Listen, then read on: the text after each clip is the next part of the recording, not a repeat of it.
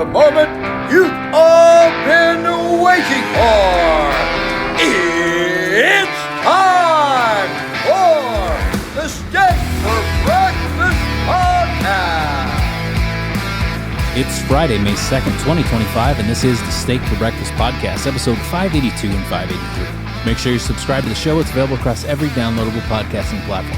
Find us on Apple, Spotify, iHeart, Samsung, or Amazon Podcasts. Check out the Steak for Breakfast link tree to take a show's Instagram, our latest Substack, and verified accounts on X, Getter, and True Social.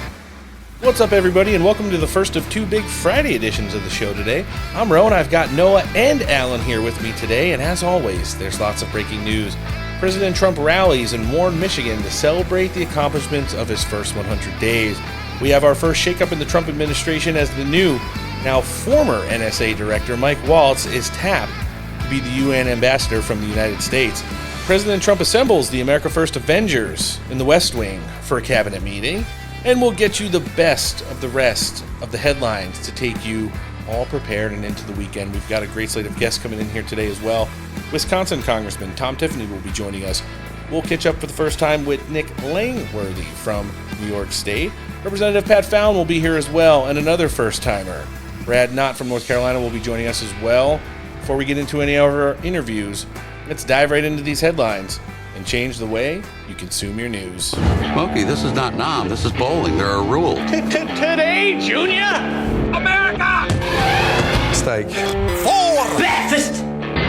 So stand by. All right, everybody, welcome to the Steak for Breakfast Podcast. I'm Roan. I'll be your host for the next couple hours. If you're a first-time listener, welcome to the show. If you're a long-time listener, welcome back to America's fastest-growing and quickly becoming favorite political podcast on a not-so-busy News Friday. Got the whole Avengers team assembled today. As you all know, Alan Jacoby will be joining us on Fridays. Alan, good morning.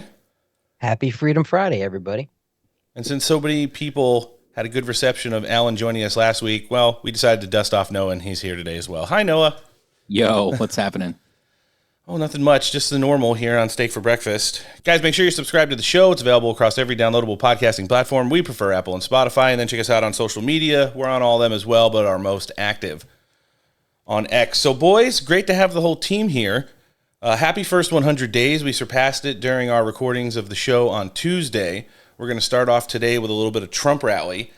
Not only is it kind of a nostalgic episode having Noah back in here and Alan in as a regular contributor now, but we get to provide some commentary on what President Trump does best, and that's dance in front of supporters. So absolutely fantastic as that was. We'll also take a look at the shakeup now at the National Security Department as Mike Waltz, well, he kind of led a fake news narrative for about an hour. Donald Trump hung the mainstream media out to dry after it was announced that he was being removed as NSA director before he put out a True Social post stating that Mike Waltz would be nominated for UN ambassador from the United States. So another Trump move. He is the literal reason why you don't respond to emails within 24 hours of receiving them, because he will burn you. The America First Avengers were assembled at the White House this week. They had a cabinet meeting yesterday, got updates on a whole bunch of stuff of that, and then we'll take a look at the biggest headlines, taking you into the weekend and getting you all set there. Great slate of guests coming in here today as well. One of our great friends, Tom Tiffany, will be joining us at the end of this segment. We'll round out the show for the first time catching up with New York Congressman Nick Langworthy. Pat Fallon's here to kick off the interview segments in episode 2. And for the first time, Congressman Knott, North Carolina representative, will be joining us, and we'll get to know him a little bit for our listenership. So, boys, what's going on in your worlds? Noah, let's start off with you. We haven't talked to you in a while. I've just been keeping busy, changing shifts for the forklifting. It's kind of high intensity a little bit. How's that been on your sleep schedule? I have been enjoying sleeping like a normal human being, though. That actually is an interesting change for me. It's been a long time. Because before I started doing that particular work, I worked at bars. Mm-hmm. So just kind of, I've been a night owl for most of my life. Yeah. I like those memes that says you can't possibly drink an entire pot of coffee and wash it down with a Monster and go to sleep. And it's like people who work midnight shifts, hold my beer. Yeah. Yep. No, that shit doesn't do shit anymore. No. I was literally sipping a Monster before I went to sleep last night. And here I am today feeling very tired. Although if I smoke one of Alan's cigars a little bit too late, I'm zooming and then Yeah, that's always good. They do take you for a little bit of a ride. Alan, how's the cigar business going? What's news in your world this week? Cigar business is burning. I don't know. It's doing well. I'm smoking one right now. MyPatriotCigars.com, everybody. We're building a cigar truck. We're building a mobile cigar lounge. That's Wow. now a new project. Yeah, I didn't tell you guys yet, but Smoke on wheels. it's going to be interesting. Smoke on wheels. Smoke on wheels. Yeah. So When are you going to pick it's me up? I'll have to fill you guys in at some point, but it's pretty cool. But yeah, happy it's Friday. Enjoying a cigar, steak for breakfast. Here we go. And I slept pretty good last night. So sorry, guys. Well, much like President Trump, you can't beat it. And it's still looking impossible to beat him. You know, before we jump into the rally, which we're going to be covering in our first news segment today, guys, the jobs numbers came out again. And, I'm watching the little green box in the bottom right-hand corner of my screen. Stock markets are up. I mean, the big one's up over 41,000, heading towards 42 again. I mean, I was pretty much... I thought the world was ending. Yeah, I was led to believe by the mainstream press that this is going to be the worst economy in the history of economies. Now, everybody understands that the stock market and the economy, at least people who listen to this show, are two totally different things. But when you look at Wall Street right now, it seems like they've responded positively to what President Trump has done, and you connect that with the impressive jobs numbers beating the averages that were proposed again for the second month in a row. It looks like we're off to a pretty good first 100 days. What do you guys think? Absolutely. Well, yeah, even Trump Media and Technology Group stock has skyrocketed not skyrocketed, but he's doing a lot better. I think people were trying to tank that stock on purpose. Well, yeah, all you had to do was win the presidency, and now you could actually investigate all the people that are manipulating the stocks, and it just seems like they stopped because it's not worth going to jail forever for. Good times. Forever? Huh? Forever, ever? Ever. All right, let's jump into this right now. Trump rally, Warren, Michigan. Battleground state he won back in 2024 after supposedly not winning it in 2020. Big crowd. He also addressed the National Guard, had another perp walk for Gretchen Whitmer, thanked her, shook her hand, gave her a side hug. But the rally is actually where it was at. And, we're talking about the things that are important to the American people, the things that Donald Trump campaigned on for a number of years leading up to last year's election, and how much of that job he's been able to get done over the course of the first 100 days. It's been pretty impressive, to say the least. I mean, when you start looking at how some of the things are starting to shake out, we already mentioned jobs and the economy, the tariffs thing is seeming to work itself out as well. The border is completely shut down. They were supposed to get new border numbers by the end of the shift today, so we'll see if we could read those out here on the show. How many hostages have come home? How many peace deals are already starting to be negotiated, especially the big one between Russia and Ukraine. We signed that rare earth minerals and reconstruction deal yesterday, finally put ink to the paper, but it's like a kind of a two-pronged attack here. Not only are we going to be recouping a lot of the money we spent on the war there, but at the same time, we're going to have U.S. contractors and mineral workers in the region, which means it's kind of like an extra layer of security. Huh? What's a mineral worker? I have no idea. What do you call these people? Miners? A mineral miner? Yeah. Do we really do like mining anymore? Yeah, mining for minerals. I mean, they have all of those little African kids mining the cobalt for all the liberals' electric vehicles dying every day. Not anymore. Not anymore. Not anymore. Now they're not liberals' electric vehicles. Now they're. I bought this before I knew Elon. That's right. Now they're swats the trucks. Hey, you know those sweatshirts? The what is it? The anti-social club or something? Yeah. I saw the anti-Elon Tesla Club sticker on the back of a Tesla today. I pulled right up next to the person and was staring at them at the stoplight after I saw it. And my daughter's like, "What are you looking at?" I was like, "This person's a complete retard," and then I just drove on. Did they notice? Yeah, they looked right at me. It was some lady with a Karen haircut. She had like the bowl cut and glasses on. She looked like she was 20 years too old to be driving her kid to school. But yeah, that's what the sticker said on the back, the anti-Elon Tesla Club. So, and there's definitely a correlation when you're driving on the highway and there's somebody going 60 miles an hour in the passing lane. Yeah. They always have the Karen haircut for some reason. Oh, Karen. Hey, listen, if Democrats want to continue to vandalize their own party members' cars, that's completely fine with me, because for as much as America First loves Elon Musk, it's only the really big ass kissers who actually buy Teslas, and we all have big trucks and fast cars and things like that. So, exactly. It's one of those, it's quantum retardery. But it's what the Democrats do. I mean, when you see their messaging, when you see the void in leadership, when you see the things that they're hitching their wagons to, like fighting for illegal aliens, that continues to unravel as well. How much stuff has come out about that guy in the last couple of weeks? Not only all the protection order paperwork, but the full body dash cam of the Maryland man who was smuggling 12 other illegals from Texas to Maryland, who was stopped in Tennessee, detained for 4 hours on the side of the road before the Biden FBI told them to let them go without processing any of them. Pretty interesting and wild times for the Democrats right now. I still think that they're going to be able to get their shit together by the midterms. A lot of the things that happened in the House of Representatives are going to depend on that, success rate wise. But as always, we'll keep tabs on that, much as we're going to keep a Ron, tab. Yeah. To your point, well, we breezed by it and then we started, getting off track. The minerals deal that was signed yesterday, and you had said it, and it's very important. I know I've been saying it for a long time. You've been saying it. Because cokehead Cookie Monster, Zelensky, wants this extra layer of security from America to get involved militarily. And Donald Trump's like, oh, no, that's not going to happen. Your blanket of security is knowing that American developers and mineral miners or workers, whatever, are going to be in your country working. So Vladimir Putin, the big bad red man, is not going to accelerate or even continue any attacks and conflict in country when America is there. That is your layer of security, and you just touched on it. But there are so many people that don't see that. They're blinded by the America. We got to send our sons and daughters there to go fight Russians, and that's the security and NATO and all that happy horse crap. So yeah, I think what you just said is very important that people have to know. Or you get the really progressive angle, which is like President Trump is bullying a wartime president and folk hero into paying him for whatever it is the United States is getting out of these deals, which is just the furthest thing from the truth.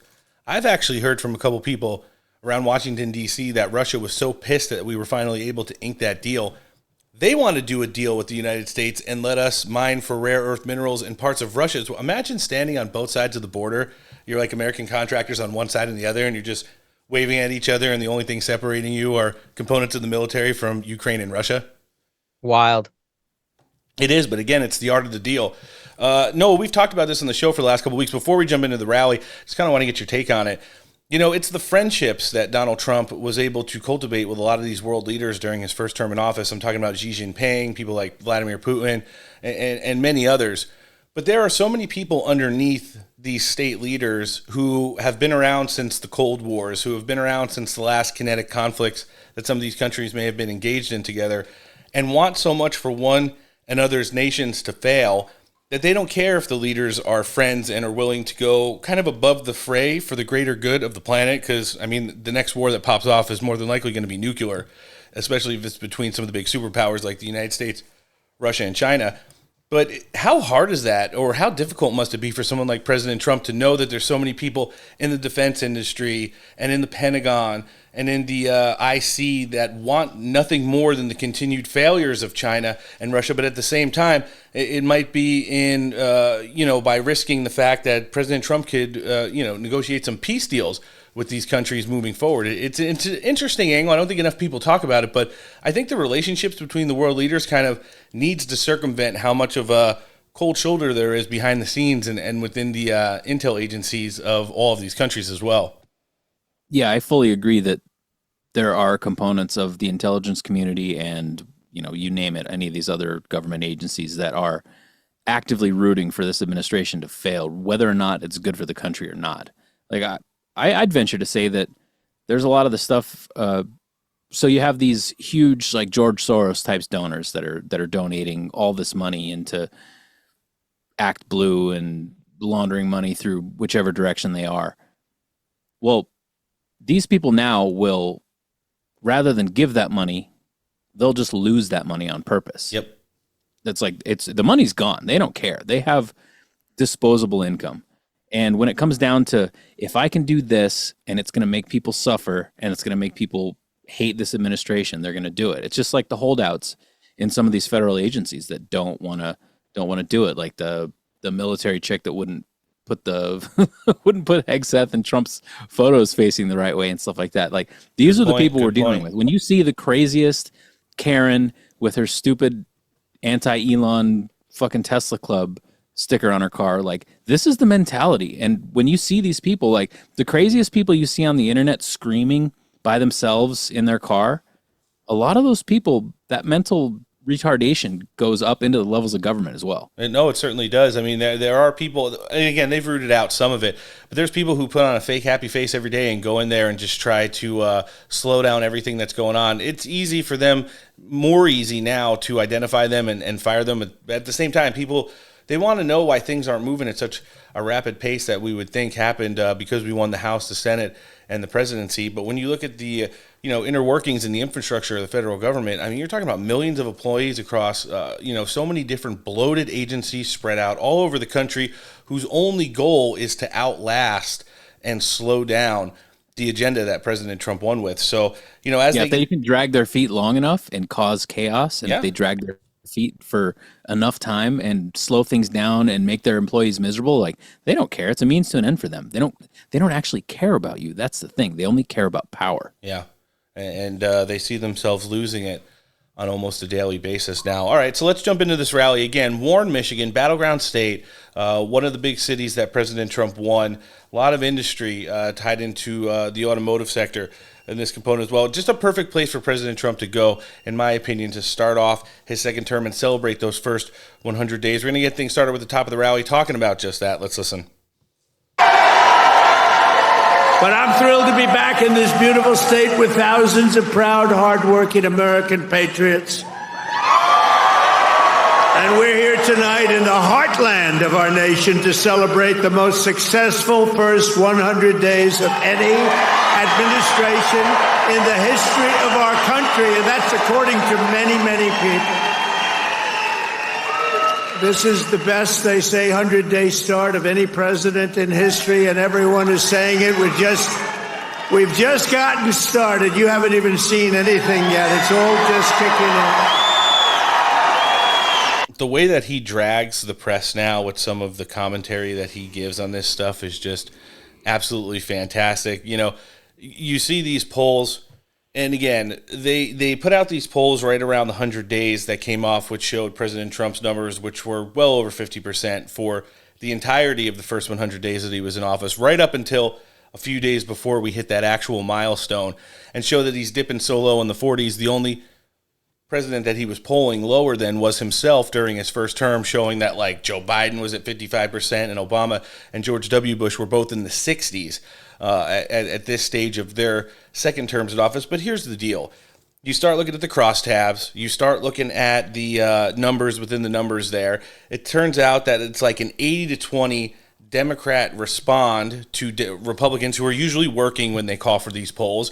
And then all of the moderate Democrats and independents, which have fueled the positive poll numbers for President Trump over the course of his first 100 days, all of a sudden they're not calling those people anymore because they don't like those answers. I saw just last night on CNN, Van Jones sat down with a panel of 3 African Americans who had never voted Republican but voted Donald Trump in this election. He laid out like a 7-minute laundry list of threats to democracy, end of everything, you're not having health care, this, that, and the other thing, no due process, scooping people up off the street. And then he goes, speed round. If you had the opportunity to do it again, would you? All 3 of them were like, yes, I'd absolutely vote for him again because everything you're saying, I don't see. I see actual results of the things he promised to do. What do you guys think? Yeah, even if you're in a position where you're being slightly affected by the things that are going on, when you realize that it's for the greater good and it's for the benefit of future generations, you're going to have to just take one for the team sometimes. Yeah, it's the truth. And you want to know what? Once people stopped believing, and I really think that kind of was on the rise after the Butler, Pennsylvania assassination attempt last July, that Donald Trump wasn't all of these bad things that people in the media had made him out to be, and the Democrat Party has kind of painted him as. And they started like looking into Donald Trump, the person, maybe started watching more rallies post Butler, seeing his triumphant return just a week later at the RNC convention.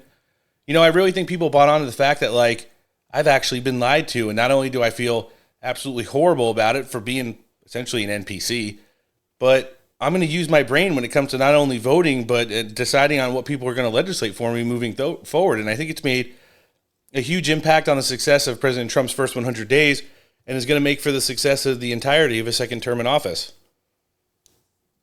I don't see Democrats changing their messaging one bit. All they're doing is doubling down on the same gaslighting and fear-mongering, blackpilling, anti-Trump rhetoric that put them in the positions that they're in now and losing positions. No matter what the lie is, and this goes for liberals, it goes for independents that hate Trump, it goes for those Bush and Pence Republicans that hate Trump, they're never going to give him any accolades on the positive things happening in our country, bringing it back to where it needs to be: greatness, prosperity, free speech. No, it's well, he wants to take away the tax exempt status of a major university, and that's going to cause all kinds of chaos. It's bring the chaos, constitutional crisis. He wants to have old ladies and men starving in the street. He wants to have your kids dumb as rocks. It's all bullshit, and they won't stop. And we could poll as many people as we want. And what you said, Roan, Republicans are busy at work. I get so many calls from whether it's charities or political calls. I don't take any of them because I'm busy and have better things to do. But these Karens who have their anti-Elon Musks on their Tesla are waiting for these phone calls so they can give the pollster on the phone, who doesn't give a shit what they really think, give them an earful about how much they hate Donald Trump, just so they can get those negative poll numbers that mean nothing anyway, because nobody who voted for Donald Trump is legitimately sitting there today saying they regret it. No, 100%. And that's actually the single between the noise there. And you have to understand that we read those poll numbers a couple weeks ago, which showed the only major demographic of any kind of actual voters that Donald Trump was underwater in was in the boomer category. And that's voters who are plus 70 years old. It was like negative 14, but even that's not too far off from, where you saw all the positive numbers with African Americans, Asians, Latinos, young voters, first-time voters, those who have come over from the Democrat Party, and independents as well. It's kind of when you put that whole narrative together and understand, hopefully, that there's only a few more election cycles that boomers will be able to participate in moving forward, that we're going to see those numbers move even towards more of a conservative fashion for many, many years to come. We had mentioned during this commentary right here, part of the biggest problem, and that's the big bureaucratic bloat that slows everything down. Well, Donald Trump's been doing his best to absolutely eliminate that, and he touched on it at the top of this rally as well. Let's hear it. In 100 days, we have delivered the most profound change in Washington in nearly 100 years. I read an editorial today that this is the most consequential presidency in history. How about that? And it wasn't even by a group that would normally be supporting us. It was a group of people that I think they tend to be on the liberal side, but they said it's the most important election. The November 5th, it changed it all. You have to see, you hear some of these numbers, but that is the most consequential election that we've ever had in our country. And what a nice thing. I'm going to start again subscribing to that particular paper. Even if I don't read it much, I'm going to subscribe. But it was a very nice compliment, especially from them. They know who I'm talking about. We're ushering out the long reign of special interests and the radical left lunatics, and we're ushering in the golden age of America. That's what we have. Is there any place or stage where President Trump is better than doing that? Honestly. No. I don't know how. I mean, I know for the fact that most politicians are introverts. They look at their constituents as like part of a class system for the most part, where they are a full class or level above them. And, don't have the same clapback mentality and abilities that President Trump has to kind of go off teleprompter and use the art of the weave and absolutely destroy a couple people while doing so. We'll hear some good examples of that throughout the course of this rally. But are you guys surprised that for as much as like central casting is being essentially used to promote new and prominent members of political parties these days, that they are not moving more people to the forefront who can just take a podium in front of an absolutely packed stadium and bring down the house like this guy can on a regular basis? Let's be honest. If President Trump wanted to go on like a weekly rally circuit to talk about his accomplishments for the next 4 years, they would fill up every venue and arena to do so, and it would look much like the campaign season did leading up to this election. Don't you guys agree? Absolutely. Yeah, and he would be able to talk longer than Joe Biden did the entire presidency each and every time. We had a good Joe Biden poll during this rally, and we're going to get to that in just a second. He is talking about the generational changes that are coming with this administration as well. No longer are the people who have stolen money and stolen tax dollars and manipulated the system and slowed down the agenda of the American people are going to be able to do so in such a willing manner anymore. Now they're going to do things the way President Trump wants to do them, or they're going to be hitting the road in a very swift fashion. Let's hear it. After a lifetime of unelected bureaucrats stealing your paychecks, attacking your values, and trampling your freedoms, we are stopping their gravy train, ending their power trip, and telling thousands of corrupt, incompetent, and unnecessary deep state bureaucrats, you're fired. Get the hell out of here. You're fired. Get out of here. And it has been the case. What America wants. It is what America wants, and it's what America needs. We can't just continue to allow these people to.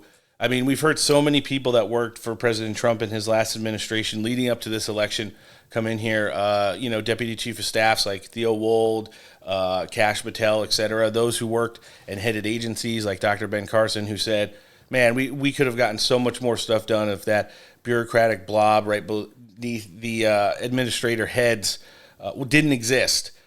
And people kind of get a little bit nervous when they see longtime government officials getting fired. But at the end of the day, I think the way this is being kind of rolled out to the American people with the explanation, you need to understand what red tape is. You need to understand why deregulatory measures is the only way to accomplish a lot of the things from the agenda as well, because of how much of that the Biden administration and Obama before him put into place. And it was one of the things during Donald Trump's first term, I think more than anything that he had to combat the whole time was getting rid of all these regulations. You have all these business deals, you have all these infrastructure investments and stuff coming into the United States, and then you're telling me the day that the ink hits the paper, we're not going to see the start of that for 10 years because of environmentals and all this other bullshit, just to get brick and mortar up. We can't be doing that anymore. One of the things I heard the administration is looking at as well is looking to maybe sell to itself some of these large agency buildings and start to use them and renovate them for some of the large investors coming into the United States outside of the D.C. area. So we'll see what happens with that as well. But I think the Democrats right now, outside of poor messaging and lack of leadership, the only thing that they have left is the use of the radical activist judges, as Congress is working towards ways to kind of scheme how they could limit that scope so that a district judge or a federal judge cannot, with the stroke of a pen, stop a president's order outside of reason and before the Supreme Court. President Trump has definitely highlighted this as part of, his quest to rework the entire immigration system, and he was touching on that as well. Let's check it out. Cannot allow a handful of communist radical left judges to obstruct the enforcement of our laws and assume the duties that belong solely to the President of the United States. Judges are trying to take away the power given to the President to keep our country safe, and it's not a good thing. But I hope for the sake of our country that the Supreme Court is going to save this, because we have to do something. These people are just looking to destroy our country. Mm-hmm. Nothing will stop me in the mission to keep America safe again. It's very simple. Keep America safe again. No, what did you think of that county judge from Wisconsin getting perp walked out last week and arrested and actually charged with some crimes after she helped an illegal alien and his two lawyers out of a juror door when ICE came a-calling during lunch break to scoop him up? I was excited, visibly. I want more of it. Me too. Nipples protruding confirmed? Yeah. What about the couple in New Mexico, the federal judge there and his wife who had MS-13 gang members living inside of their home? I want more details about that one. I'm very curious as to what led up to those events. So here's the thing. I've looked at some of the pictures, and this is why I completely agree with you. I need clarity on this as well, because it's like if people come and you're renting out the casita in your backyard and everything checks out and there's no criminal or economic history that's going to lead you to believe that they're going to be a liability, right? But then you start to see some of the pictures that come off of these illegal aliens' Instagrams, and it's like the judge, an illegal, his wife, and an illegal, and they're all holding like rifles in the kitchen. And I'm just like, okay, what is the actual backstory here? Because it seems like there's something more to this than is being reported in the news. And I think it's going to be pretty eye-opening, much in the case of like the Maryland man, as we saw come down as well. So I saw President Trump during this rally wanted to take a shot at crazy Bernie Sanders. You know, he always likes to make fun of him. No, what do you think about the Fight Oligarchy tour that's been going on around the country? I've subjected myself to 2 full ones of them. I've lost about 10 IQ points overall. You know, I see the messaging that's coming out in these things. They're talking about 800 homeless on the street. They're talking about Americans not being able to take care of veterans. They're talking about low test scores in schools. They're talking about an overworked healthcare system and a bad economy. Now, when I think about those talking points, they sound great. But if their party didn't let in 15 to 20 million-ish illegal aliens over the course of the last 4 years, wouldn't we be able to address those issues in a more swift fashion than just going out and bitching that President Trump isn't doing it fast enough because he has to deal with all the illegals that they let in? Well, yeah, and then also when it comes to that, like what I talked about before, like I fully believe that there are people that are intentionally letting things fall apart and fail just because it makes this presidency seem less successful, to say the least.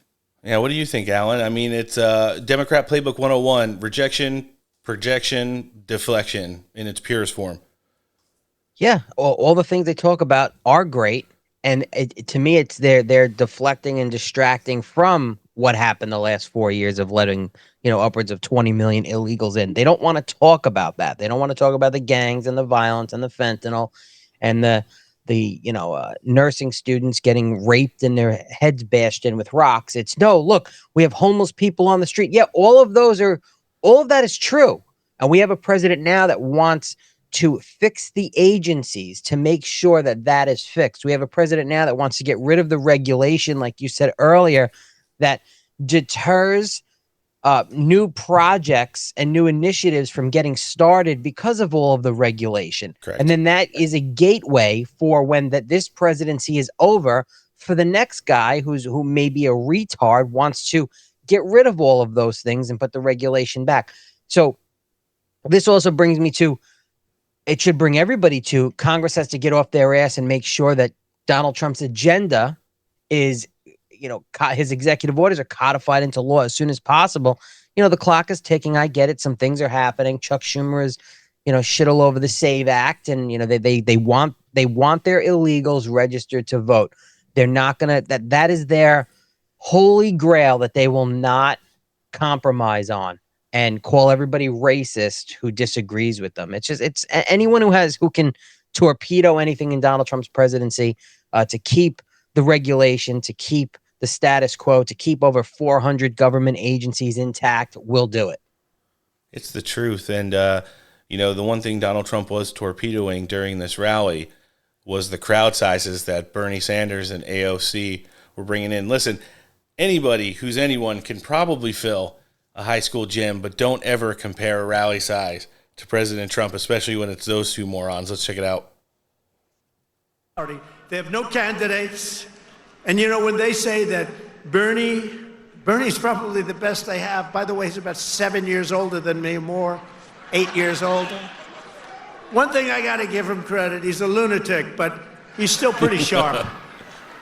And he's going around with AOC +3. The +3 follow him. They hang on for little bits. They hang on for nuggets.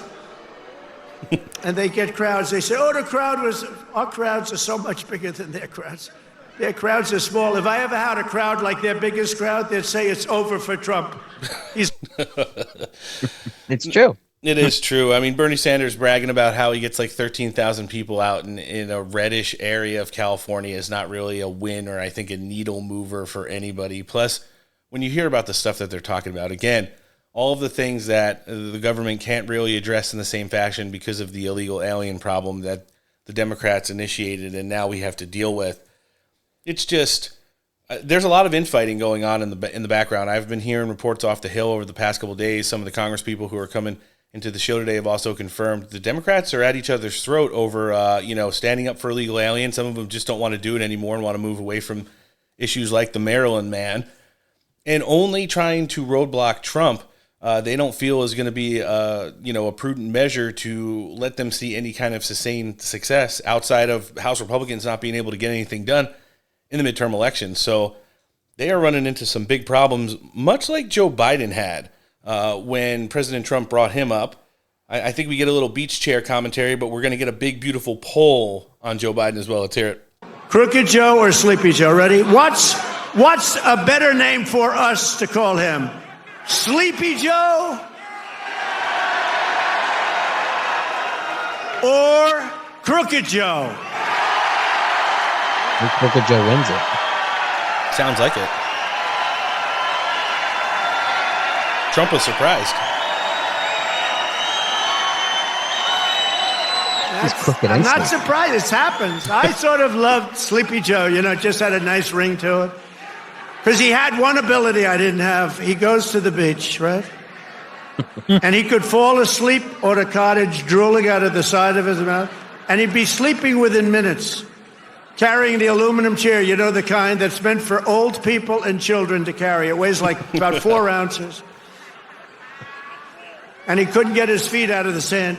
And he'd sleep, he'd fall on this thing, and he'd have, he's president, so you'd have cameras. He'd be in a bathing suit. Somebody convinced him that he looks great in a bathing suit. He's 82 years old.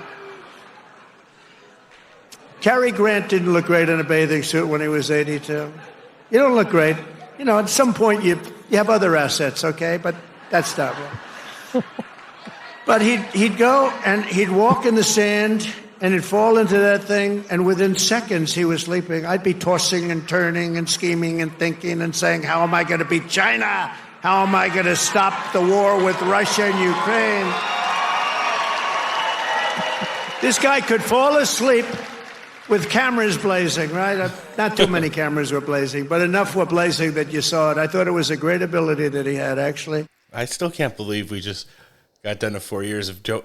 How many times did that motherfucker fall and just eat shit? The bike, when he was at the Air Force commencement speech, up the plane a couple times, down the plane a few more, and then, of course, his iconic beach chair drags before crashing out on everywhere. Oh my! Yeah, God. but Trump is mentally compromised because he has expensive shoes with leather soles, and he almost slid on an incline. Right. And He'll never live Donald Trump happened to go to the Vatican without shitting his pants. Oh, that is true. I mean, every time somebody puts up a post that says, what will Joe Biden most be remembered for? There's a lot of stuff. That one is just ingrained in my mind. It was that, and it was the, I believe he did it on 9/11 too. He had to get a little bit of a diaper change in between stops.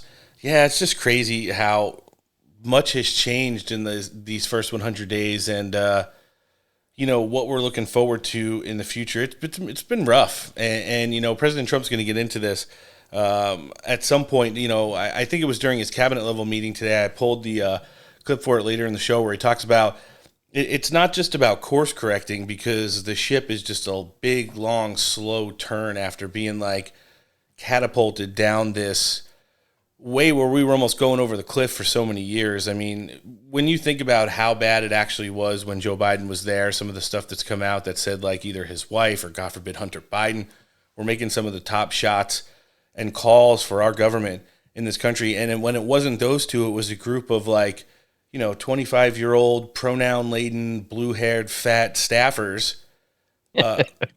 Yeah. And I was watching Armageddon today with my son before I dropped him off at school. He loves that movie. I love that movie. And I'm like, this is kind of like a little microcosm, minus the meteors of how bad it's been in this country for the last 4 years. I think people find things to nitpick about because we live in such a digital age. But when you think about how bad it actually was and how close we probably were to ending as a republic, it has to be kind of scary and a wake-up call for a lot of people who actually understand the way everything works in the world. We dodged a meteor, with Kamala Harris. We dodged nuclear war all over the world, I think, truly, with Kamala Harris. And it's people don't realize. I can't imagine what 100 days of a Kamala Harris presidency would look like. Well, we're going to be seeing something like that soon. No, I don't know if you heard during a huge donor dinner this week, it's been actually leaked that they're getting ready to roll out Kamala Harris for a gubernatorial run here in California in 2026 following Gavin Newsom's terming out in office. What do you think about that? So does that mean Newsom? Well, I mean, obviously he's done as governor, but do you think he's going for president? But Kamala Harris, I can't imagine she would be any worse than fucking Newsom. Just as Gavin Newsom's definitely going to run for president. Oh, Yeah. 100%. Yeah, that Democrat field's starting to look really interesting right now. I don't know if they're going to be able to will Bernie Sanders into it, but the potentiality of AOC plus J.B. Pritzker plus Gavin Newsom, it's like literally the supervillains league. Yeah. I think Gretchen Tim Walter, the joke, will run. Yeah, and he'll be the Joker. Gretchen Whitmer, I think she's losing a lot of political capital right now to get things done for her state, like with the military bases and for Michigan energy infrastructure. So I don't know if she's really going to have a potential. She's definitely not a centrist, but because she's making some centrist moves, I think it's costing her in things like the primary and not maybe improving her stock like she thinks it might be. But yeah, it's kind of wild. Much like the way this rally got. About halfway through, we had some protesters. Noah, you know all about going home to mommy. Well, President Trump reminded, this is how we deal with the protesters. Let's check it out. Oh, great. What's the problem over there? What's the problem? Is that a radical left lunatic? He's just a child. All right, get him out. Yeah. Oh, I'm sorry. I'm sorry, ma'am. I thought it was a guy. Thank you. And she now has to go home to a mother who's a big Trump fan. Her mother's watching. Story checks out. I'm sorry. I'm sorry. I said he, and it's a she. I'm sorry. Imagine being misgendered by Trump before you get booted out of the rally. Oh, best timeline ever confirmed. It gets better every week, I tell you guys what. You can't make it up. No, you can't. You can't write it into a script. Scorsese couldn't do a better job with it than President Trump does when he's up there sometimes.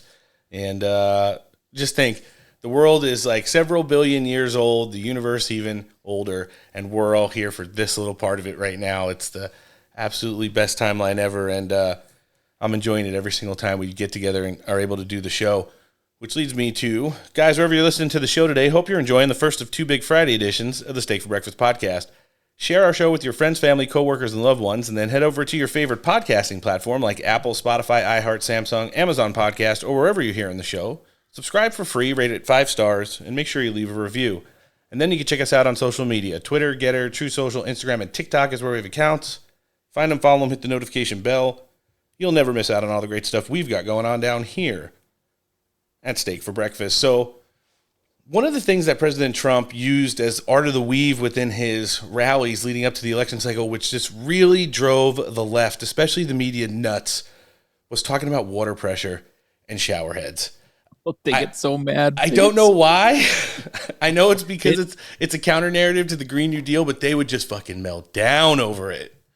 It triggers people so much, and it makes me so happy. Like when you see just randoms that are just normal, everyday, Monday through Friday guys, and all they do is watch CNN and listen to whatever CNN recommends for podcasts, and then they start, well, and I just heard Trump was talking about, all the stuff that's going on, and now he's talking about water pressure and shower heads. And then everybody in the office laughs and together, and they're just like, oh, this is so bad. It's like, you guys are so stupid. Yeah, they do not understand how he's just dragging them.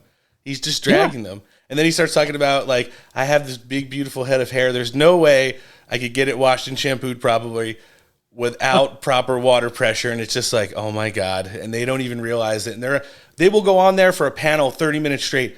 Can we talk about the president's mental acuity? Why is he talking about water pressure? I just don't get it. And then they start to go back to like clips from the 80s when he mentioned stuff about water. They're like, yeah, he used to love water conservation. And now he's just like, I don't understand where he's going with this. And it's just like, assholes, he's dragging you. Yep. Yeah. And it works every time because when he does it, they talk about it. They have full panels on it, and it shows their display of stupidity to the world. That's all they're going to harp on. They're going to talk about Trump talking about water pressure, and then it'll lead into other nonsense. And it's just it turns into great political messaging for us. No, it certainly does. I think Trump needs to institute something like, how there's like the verified check marks on certain social media sites and stuff like that. And then there's like, I'm driving my Tesla, but I have the anti-Elon sticker. Mm-hmm. There should be like a registration you can do where somebody comes to your place and installs the shittiest shower heads possible. So you have just atrocious water pressure and you can't clean yourself properly, which I think a lot of the people that would be into this probably can't clean themselves properly too. But good point. That's back to the hot pockets. That's another conversation altogether. But there should be like a sticker that you can get that you can put on your car that like maybe like Ralph Wiggum's son picking his nose, I'm helping or something. That would actually be great. Put those on conservative cars. The conservatives that own Teslas. They could get some stickers that are counteractive to the anti-Elon Social Club one, like I saw this morning. And I've also saw another bumper sticker by my kid's school that said, "I bought this before Elon Musk was a fascist or a Nazi." I can't remember I've seen that a lot. The pronoun that they've used, but yeah, again, I like the one that says, "I bought this after I found out Elon was awesome." Yeah. There was near me. There was a Tesla. I don't even know what kind it was. It was an older one, and the woman. I knew it was a woman because I seen the car again later on. It's in my neighborhood actually, and I started parked the first time, and it had she went on the computer on like Microsoft Word and printed out and then taped to her window. I bought this Tesla before I knew Elon was a Nazi, and there it was, black ink, and it's wild. She didn't even get a sticker. She made her own document. Good for her. And posted it on the window. Did it have the tear off punch holes on the side of the paper? No, it wasn't that old, but what do they call those printers again? I don't remember. I remember I had one though. The spreadsheet makers. That's where you get the QC reports from. You know, my son was talking about, my son's doing his end of the year project this year and was talking about something the other day, which went down the road of projects. And believe it or not, I don't want to age myself here because I know you guys are probably both a little bit younger than me. I did my high school final project, whatever report on a typewriter. Wow. Yeah. There's a final project? Yeah, we had an exit exam and presentation at our school, and the report portion of it, like everybody was getting computers. We had computer lab where we did a lot of like Carmen Sandiego and Oregon Trail at our school, but they weren't really teaching proficient like Microsoft Word or whatever programs were out at the time to like write reports in the correct format. So we had to do like all of the writing and research was done with pencils. You have like the notes, whatever that's called, the Cornell notes stuff going on. And then whatever we had to do for our final written portion of that presentation, I had to type it on a typewriter. We wound up getting a computer the next year. But yeah, my senior project, I typed on a typewriter. So think about how many kids don't know what a typewriter is, that their parents just never told them what a typewriter was. My son like looked at me across the room and he's like, "That's the thing where you like roll the paper and then when you're done, you like pull it out." I was like, "Yeah, you pull it out and you put it in another piece and then you have to make sure it's lined up or it's going to be messed up." And he's like, "I couldn't even imagine." I was like, "No, neither could I." But yeah, that's a black and white flashback for sure. And I can't remember ever having to type on a typewriter. Like I own a typewriter just for shits and giggles. Sure. That's because I can't remember ever actually like having to do something on a typewriter. Maybe I'm getting like a weird like old memory of that something, but I might have just been like dicking around with my parents' shit or something. And I'll be honest with you, in our computer lab and at the library, like they had these computers. Like the computer lab was the computer lab, but the library, the computers, there was like 8 of them on like a 4-desk island. And by the time I was in high school and we weren't really getting into computers that much towards the very end, we would just like literally go find like the sounds and turn up the volume all the way and like put the animal sounds on and just walk away. That's what we did in our library. I mean, our school had a phantom shitter too, so I guess you can kind of tell where we were at. They never caught your own? Listen, it wasn't me, but it was one of my friends, and when he fell through the roof of the boys' bathroom trying to crawl back across, it was pretty much over for him. Yeah, those suspended ceilings will get you every time. Wait, he was shitting from the ceiling? No, he was going into the boys' restroom.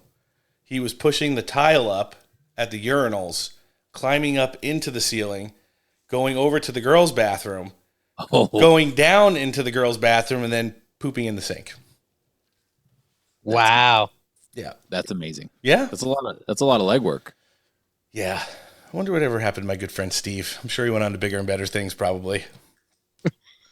Was his last initial O? No. He was quite an interesting mix. American Indian and Irish. Oof, Oh. man, he really likes whiskey. Yeah, so did his parents. That was like when you're experimenting with beer and stuff when you're little and you filling up the water in your parents' liquor cabinet when you're taking little sips out of it and stuff. Mm-hmm. Yeah, that was the house where we learned how to do it. It got to the point where we were in high school where if we went over there for anything and it was like in the evening, especially going into the weekend, the mom was just like, if you're coming in the door, you're giving me your keys because they knew we weren't going anywhere. Nice. Yeah, it was just one of those houses. But listen, getting back into what we were talking about now, and that's water pressure. Well, I can confidently confirm that the toilets are open. Let's hear it.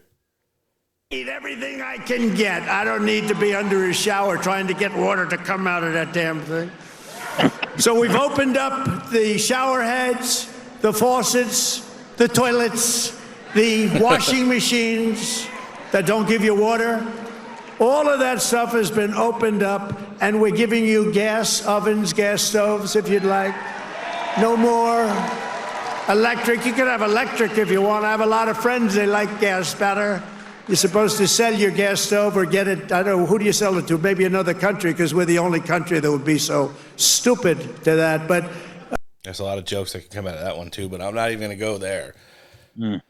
President Trump had a couple of America First favorites on there. Hey, guys, heading out of the election cycle and into the start of this administration, did either one of you think that one of our most prominent sex symbols within the America First movement would rise to the top in the form of Stephen Miller?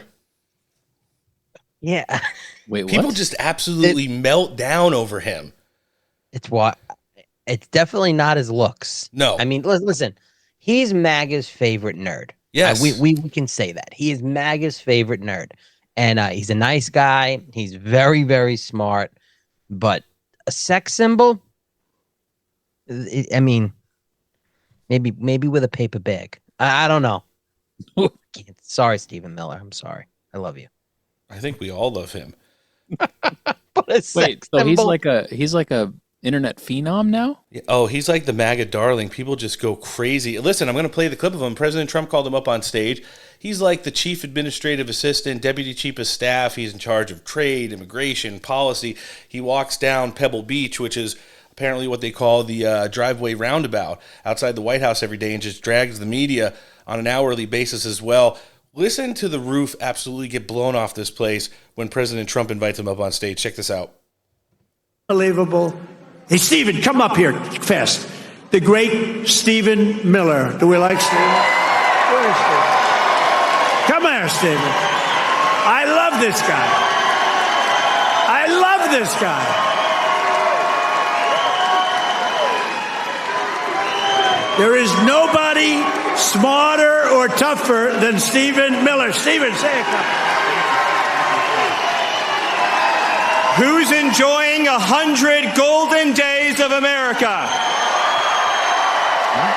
President Trump has achieved the most secure border in American history. He's fighting violent crime. He's fighting the drug cartels. He's cutting your taxes. He's cutting wasteful spending. He's draining the swamp. He's standing up to the radical left.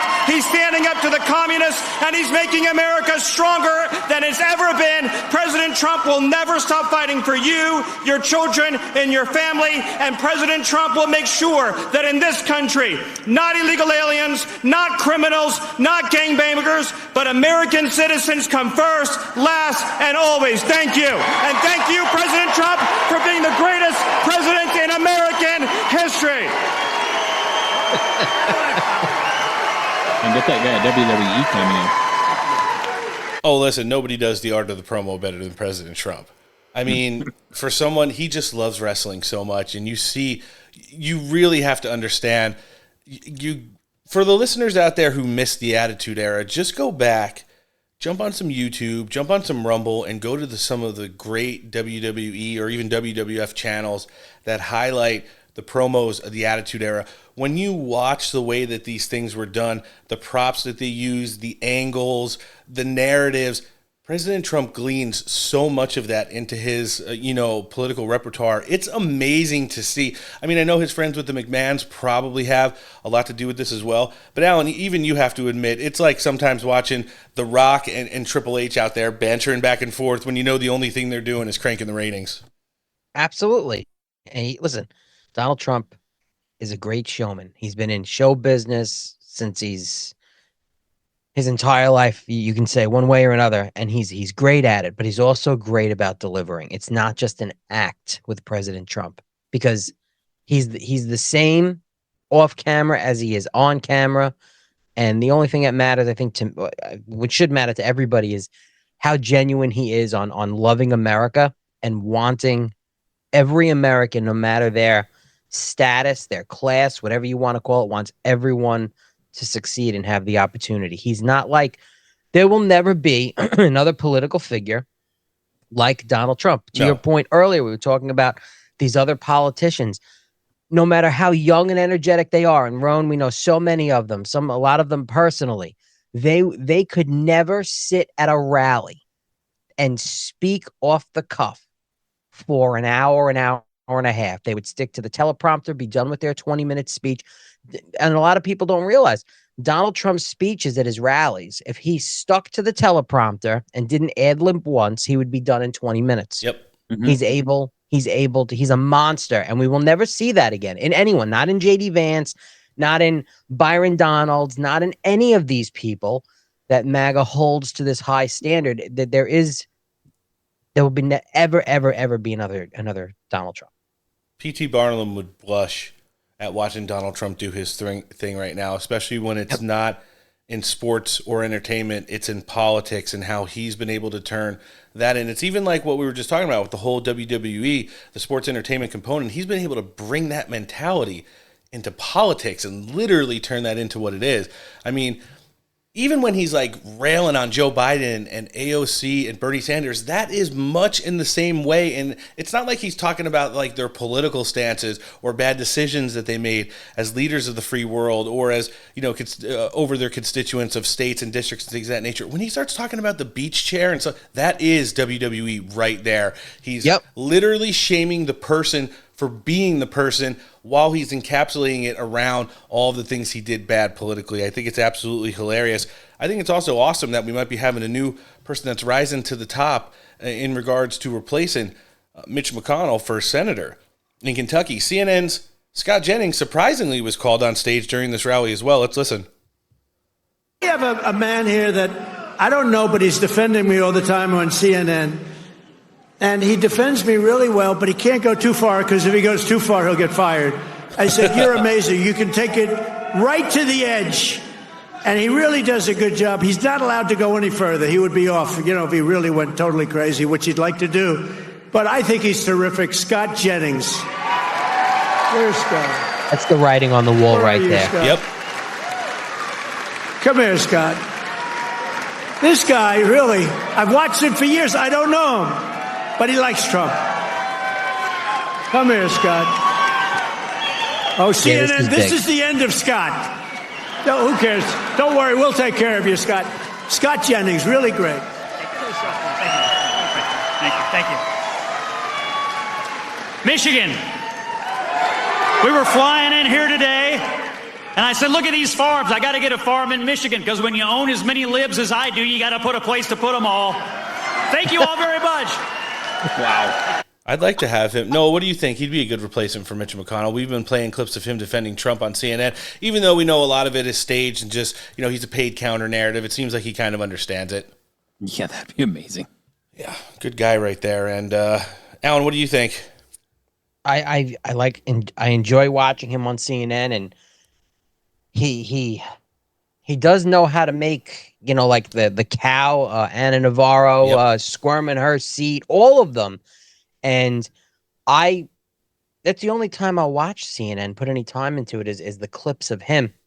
And I've never seen him falter. And yeah, I'm sure if he's paid to do it. He's whatever. But I would like to see him. What we just listened to, in my eyes, what I'm feeling is this is the start of a seed being planted to blossom into a future in an elected political position, and to replace Mitch McConnell, I think it's a home run. Well, at the very least, to replace Mitch McConnell's staffers who have been doing all of his legislation for the greater part of the last decade. But I completely get it. I think Scott Jennings would be a breath of fresh air. I think he resonates a little bit more in the state outside of some of the tried and true people who have tried to go up against people like Mitch McConnell, tried to go against people like Tom Massey and have failed. And I think moving forward, I think Scott Jennings might be a good pick to push into that Senate race moving forward in the next election cycle as well. The last clip I've got before we jump in with Wisconsin Representative Tom Tiffany, always great to have him on the show, is, well, you know how we do it here on Steak for Breakfast. We're going to play a portion of the closeout. And yes, if you're wondering, because you can't see it here on the show, he did hit the Trump for an extended amount of times. Let's listen. It was hardworking patriots like you who saved our country. So thanks to your help, your love, and your support, after 100 days back in the White House, America is a free, proud, and sovereign nation once more, and our magnificent destiny is closer than ever before. It's closer than ever before. You have no idea how close it is. Our golden age has only just begun. We are one people, one family, and one glorious nation under God. We will never give in. We will never give up. We will never back down. We will never, ever surrender. We will fight, and we will win. Together, we will make America powerful again. We will make America wealthy again. We will make America healthy again. We will make America strong again. We will make America proud again. We will make America safe again. And we will make America great again. I love you, Michigan. I love you. Have a good time. Thank you. God bless you all. God bless you. Can't beat the Trump dance. No. He immediately hit it from the podium. No, it's been a while. Rate it. 10 out of 10, always. Only because we won, right? Yep. Suck it, commies. Alan, what do you think? It's been a while since the inauguration week, and I think America needs one of these every once in a while. Like, my caption for the rally was, directly into my veins, please. Absolutely. I think we need a rally. I think we need a monthly rally out of the Trump administration. Can you imagine? The more accomplishments we have, the more rallies I think we will get. And we're going to leave it at that. Noah, are we saying goodbye to you today, and we'll see you again soon? Yeah, I'll have to catch you guys next time. Memorial Day weekend's coming up. I already told everybody for them to be prepared. Hopefully we'll get you back on the show. And as we're getting ready to jump in with Texas Representative Pat Fallon, we're also going to have a first check-in with one of our partners. I think it's time we had a conversation about a good night's sleep. Pillow King of Minnesota, Mike Lindell, and the apparatus known as the MyPillow family has been cranking out savings down at MyPillow for over 20 years. And for the first time in 20 years, they've changed the long-standing MyPillow and now have the MyPillow version 2.0. You enter promo code STEAK at checkout, you're going to get buy one, get one free. In addition to that, they've got great savings on all things like MyPillow dog beds, the Air Lindell version 1 and 2, My Slippers, and Giza Dream Everything. If you're more of a morning person, they've launched My Coffee. It's available in the bean, the bag, and the pod. When you enter promo code STEAK here, you're going to get 25% off your order or 50% off when you make it a monthly subscription. MyPillow.com/steak for anything sleep related. If you want the coffee, mystore.com/steak, or you can always talk to a qualified pillow representative, 1-800-658-8045. All right, joining us next on the show today, this big Friday edition of the Steak for Breakfast podcast. He's the congressman who represents Wisconsin's 7th Congressional District, and that means we're welcoming back Representative Tom Tiffany. Thanks for coming on the show. Good to be back for breakfast. Always a pleasure to host, Congressman. Listen, we just hit the 100-day mark of President Trump's second term in office this week. He capped off the festivities with a rally. I think America kind of needs it. We've been so used to it over the course of the past 8+ years. But it wasn't all about the YMCA dance and dunking on Joe Biden. It was about some of the major accomplishments that we have seen over the course of those first 100 days. I think the crown jewel of that has to be everything to do with border security and immigration. To see the numbers after we had talked about it for years, Congressman, here on the show, the amount of people coming in, the human smuggling interdictions, obviously all the drugs that were being caught and the drugs that weren't, the probability and likelihood of terrorists coming into the country unabatedly because of how stressed out the system was. And all it did is really take a new president. So, leading in with kind of a recap on how you've seen the first 100 days unfold and having such a focus from your office on border security. We know how much this means to you and not only your constituents, but the work you do across the country. Tell us what the first 100 days has looked like. By the way, other than the recriminations by the leftist media in regards to Joe Biden, isn't he so in the rearview mirror already? I mean, it's like it's ancient history. Don't you agree? Yes. Yes, I do. I mean, other than the damage that's been left behind, but here you have a president that's fixing it, and he started with the border, perhaps the number one issue before the American people when they voted on November 5th, and it is fixed. Every state was a border state, and now we're getting things cleaned up. As soon as the federal Supreme Court gets its head right and allows the executive to be able to do executive things in protecting the American people, we're going to be in an even better spot. But this is really good stuff that has happened here where the border security, and all you got to do is talk to, Border Patrol agents. From everything I've understand, that morale has not been higher in years.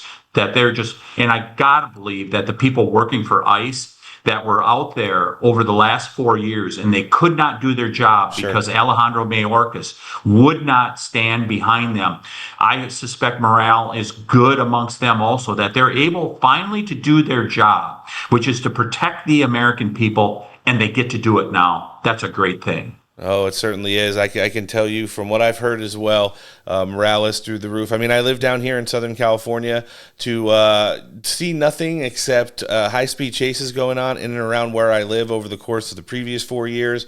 And now we've got military helicopters collaborating with other agency helicopters, and then the border security helicopters. We've got Ospreys flying around, and even F-18s on the weekend down by the U.S. southern border as a show of force. There's just a lot of stuff going on down here, which says that we mean business, and we know when it comes to border security, President Trump sure does. But it doesn't mean that the left isn't going to try and continue to figure out other ways to, like you had led in with, take the damage that's already been done and run with it after Joe Biden kind of left it for him. Without having to win the speaker gavel or the majority in the Senate, even have the man who sits behind the resolute desk, the Democrats have figured out that if they could find an activist judge somewhere in the United States who had lobbied for a bench and now carries out their policies via the gavel, they could stymie a president's entire mandate that America sent him back up to Washington, D.C. to govern with the stroke of a pen. I know Congress is working on a lot of different avenues to kind of tackle this. President Trump, obviously, through the appellate process, and eventually the Supreme Court will be doing the same as well. But I mean, you guys got a little taste of it in Wisconsin recently with a judge who was just, her heart was compelled by a domestic violencer and needed to stop him from being removed from this country even after he had committed some heinous crimes. So, Congressman, the question I'm asking now, two-pronged. How's Congress going to look to continue to tackle this moving forward? And then in the instance of what happened in your state, why is it time to start putting the clamps on these radical activist judges when they actually break the law? Yeah, so, I mean, you could see what the left is trying to do here. They got the 10 million in here illegally over the last 4 years, 10 million plus. Now they want to cement and keep them here because it is ultimately about voters, right? They want these people to get voting rights at some point because they're losing the American people. They have to have people that come from foreign countries to be able to come in and vote for them in order for them to be able to win elections. Otherwise, they're simply not going to win elections. And remember, a few years ago, I mean, it was a decade ago, Texas is going to be a blue state within a decade. Well, here we are a decade later, and those working class people that came in legally into Texas, they're saying, no, that's not what I signed up for. That's not why I came to America. I want to have safe streets just like Americans. I want to have border security. So all that is happening. So specifically in regards to the judge in Wisconsin, it's clear she was obstructing justice. Sure. When she spirits this illegal alien, violent illegal alien, out the side door of her courtroom, and now she's going to pay the consequences because she has been arrested. And even our state Supreme Court, our leftist Supreme Court, has not seen themselves to be a willing accomplice in all of this, and they're saying that you need to give up your cases. They're going to continue to pay her, which I don't think they should do. But nonetheless, they've relieved her. The state Supreme Court has relieved her of her duties because she wasn't doing them. I mean, think about it. I spoke with Attorney General Bondi the other night, and I thought she made a really good point in regards to this case. She said, this case was brought by state and local officials, state and local law enforcement, as well as FBI officials who are headquartered in Wisconsin. This isn't like the Department of Justice came from Washington, D.C., swooped down in Milwaukee, Wisconsin, and arrested this guy. That's not what happened at all. This was local efforts that brought this to this Judge Dugan's court, and she ignored the will of the people, and now she's going to pay for price for it. And I'm hoping that this stops judges around the country from doing this kind of foolishness. Oh, it certainly does. And then as you guys look to take on this issue, do you think maybe defunding, do you think Congress looking to pass legislation that limits the scope outside of not nationally, maybe just the particular case that they're looking at or the people that are bringing that case to them as has been talked about in the media and has come from some of the leadership within the Republican conference as well moving forward? Yes, no doubt about it. We just passed a bill a few weeks ago in regards to that it does exactly like you said. It narrows down so that there cannot be these nationwide injunctions. It just affects the case that is before that court. I thought that was a really good bill that we did. That's on to the Senate. We will see what happens in the Senate. And but we should also be looking at funding in the appropriations process. If there's courts that are defying the law, then perhaps they should not be funded. Sure. No, I completely agree with you. We can't have Article 3 trying to bully Article 2, especially in regards to the President of the United States every single time the radical left doesn't agree with the policies of the person that, won the election through the Democrat process as well. Congressman, on the heels of the Liberation Day and moving forward from that, I think President Trump has done an amazing job of re-leveling the playing field when it comes to geopolitical trade here. He's also been able to put China kind of out on an island to expose them for what they are, the master manipulators of trade, where it goes, what it's made of, IP theft, currency manipulation, you name it. Since they've been allowed into the WTO, they've been definitely guilty of it. And the way President Trump is starting to work out these deals where they're going to start working for both parties involved, not just necessarily the United States, but, in a more collaborative effort with our allies around the globe. We cannot have such a huge trade deficit every year like the federal spending, the national debt, the budget deficit, et cetera. This is just another component of unsustainability moving forward that our country kind of has to rework out. A lot of people said the market was going to tank. A lot of people in the media and from the left try to confuse Americans by tying the economy and the stock market together when they are two completely different things. Stock market could have a bad day, but inflation and prices could be down like they are since President Trump came back to office as well.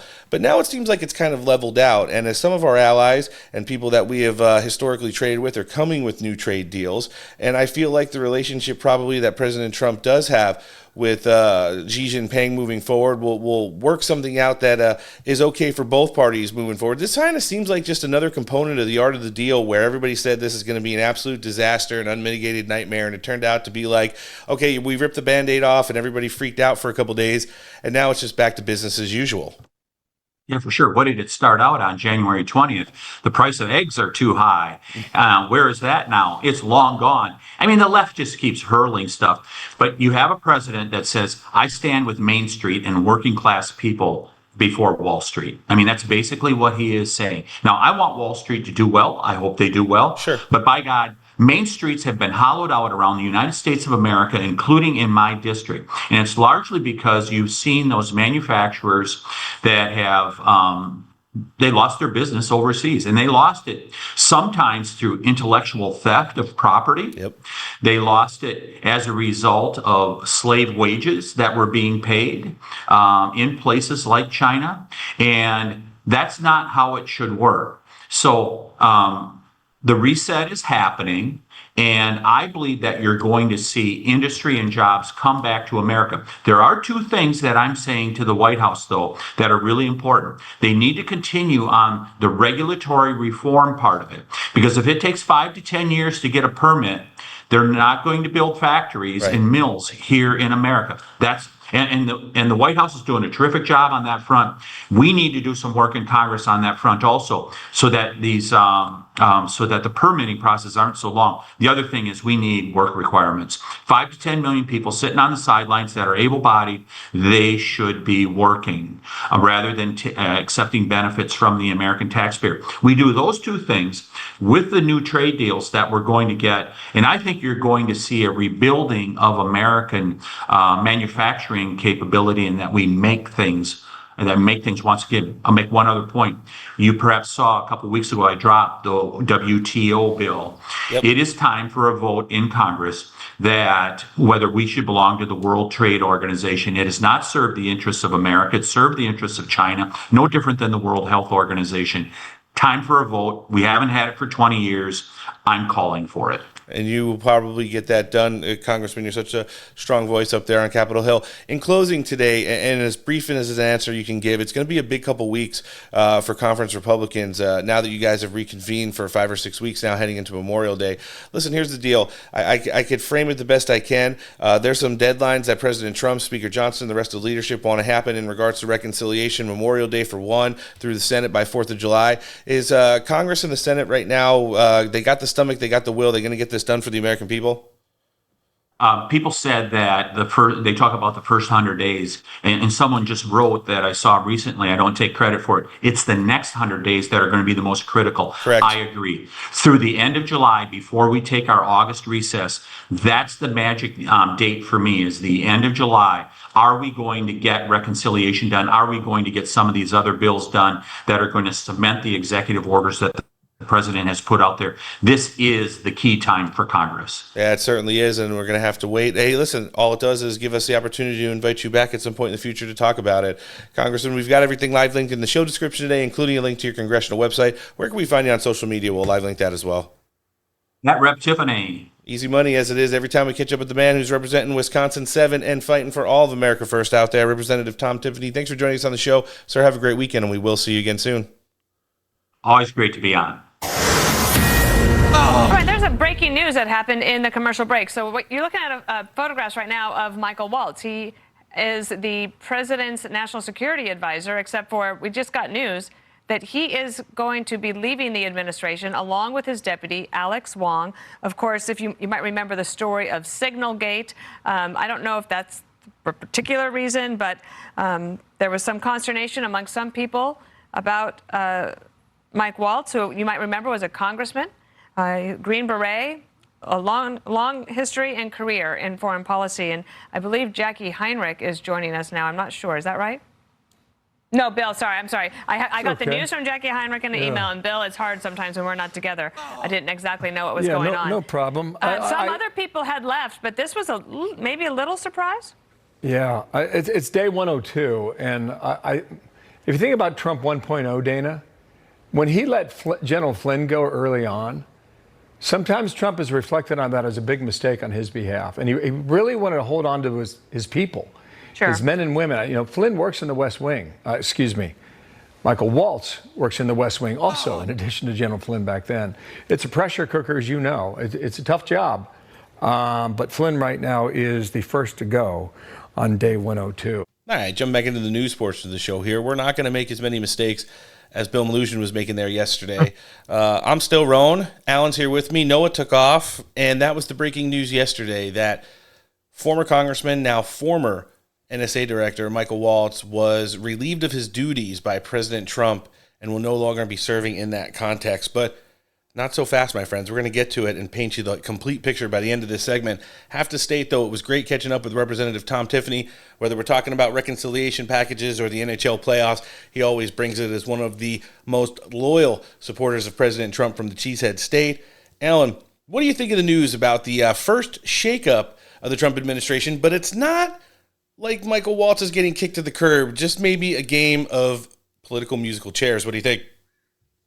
I think it is a game of political musical chairs, similar to what we saw with Elise Stefanik, okay, where we had to hold that congressional seat. Now, there's been some contention with Signalgate and Mike Waltz and a lot of blame, but I believe this was a strategic move to put him over at the UN ambassadorship. I believe the guy Wong was low-hanging fruit. I know there was some controversy with him. I don't know if he's going to land anywhere. He's completely out, but nobody really cares about him. Nope. There was some people who, pride themselves on being a pseudo investigative reporters and things like that on social media with the buzz that they thought that they had the receipts and that they, one of them, and we all know who that we were talking about, Ron, that self-admittedly said that this was their scalp, that they were the reason that Mike Waltz got fired. Mike Waltz did not get fired. First of all, he resigned.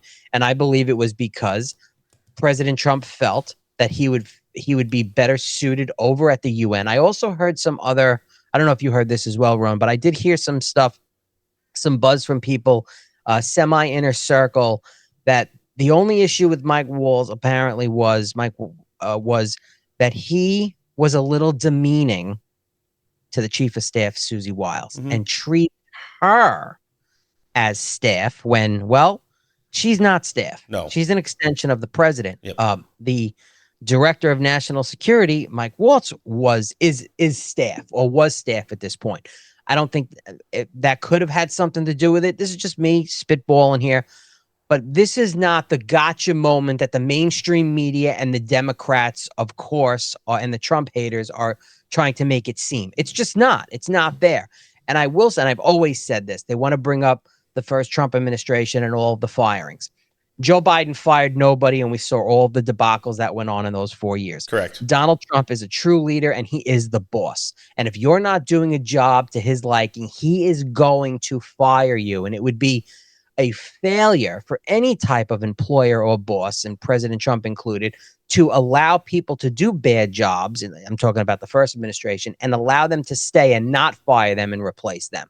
So that to me is a good boss, to not allow people to do a bad job. Not saying that Mike Waltz was doing a bad job. I don't think he was removed because of Signalgate. This is just a move in the administration. He's not out on his ass. But of course, we know how the mainstream media and the Trump-hating Democrats are already, making this out to be. No, I completely agree with a lot of that commentary. They're going to pack a little bit of it for you. I think there's a couple untouchables in that administration from like the admin staffer side of it that you have to treat with the same honest to God respect that you would do Donald Trump as the president of the United States. Susie Wiles is definitely one of them.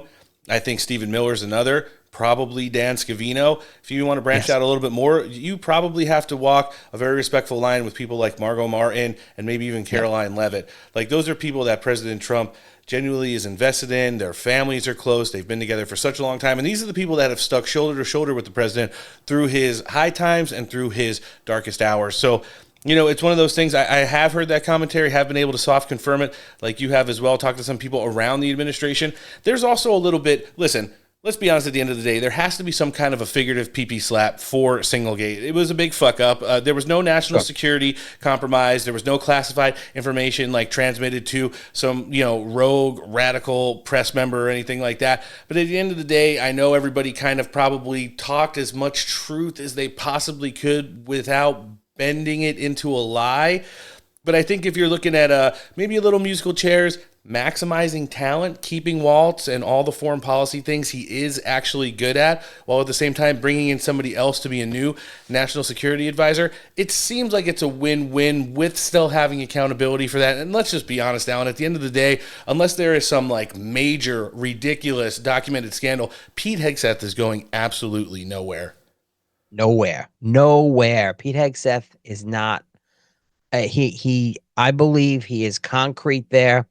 President Trump loves the job he's doing. I believe The only people that don't like Pete Hegseth is the deep state side of the political military, the generals that feel slighted because he never became a general, and those that don't want the status quo to change. He's out there doing push-ups with troops and visiting with them, and he's there, right, pushing and initiating rather Donald Trump's agenda as far as how he wants to see the Department of Defense. He is everything we need in our military right now. While at the same time, Alan, you make the great point. There are a lot of the neocon conservatives out there who are pushing for things like a kinetic war with Iran to end the conflict between them and Ukraine and also stop the global terrorism, which the Defense Department has been doing a great job. Over 1,000 sorties have been ran against things like the Houthis over the course of President Trump's first 100 days as well, and getting into a kinetic war with China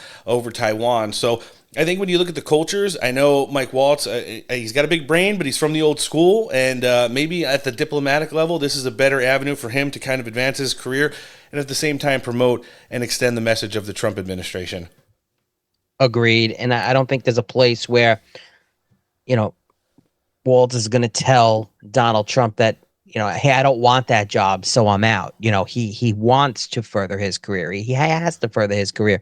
And whether there was some accountability, which I'm sure there was, like you said, this is not the gotcha moment that morons out there that hate Trump and the Trump administration are trying to make everybody believe it is. And here's the thing.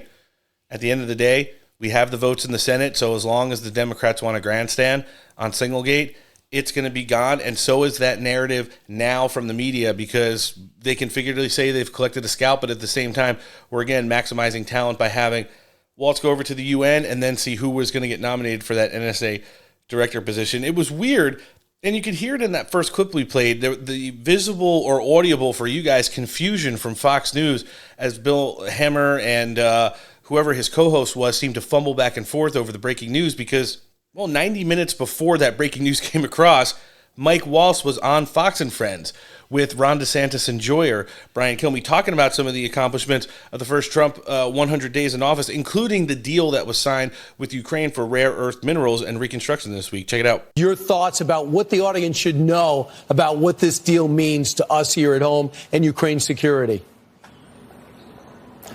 Well, Brian, this deal is good for the American taxpayer that is recouping the billions of dollars that we've put into supporting Ukraine. It's good for Ukraine and helping it grow the pie in terms of its development and reconstruction. And it's good for its security, where you have 50-50. The Development Finance Corporation with the Treasury Department that is investing in the critical minerals, the rare earth elements that the United States need and Ukraine needs for its future. All of this, nobody said could be done.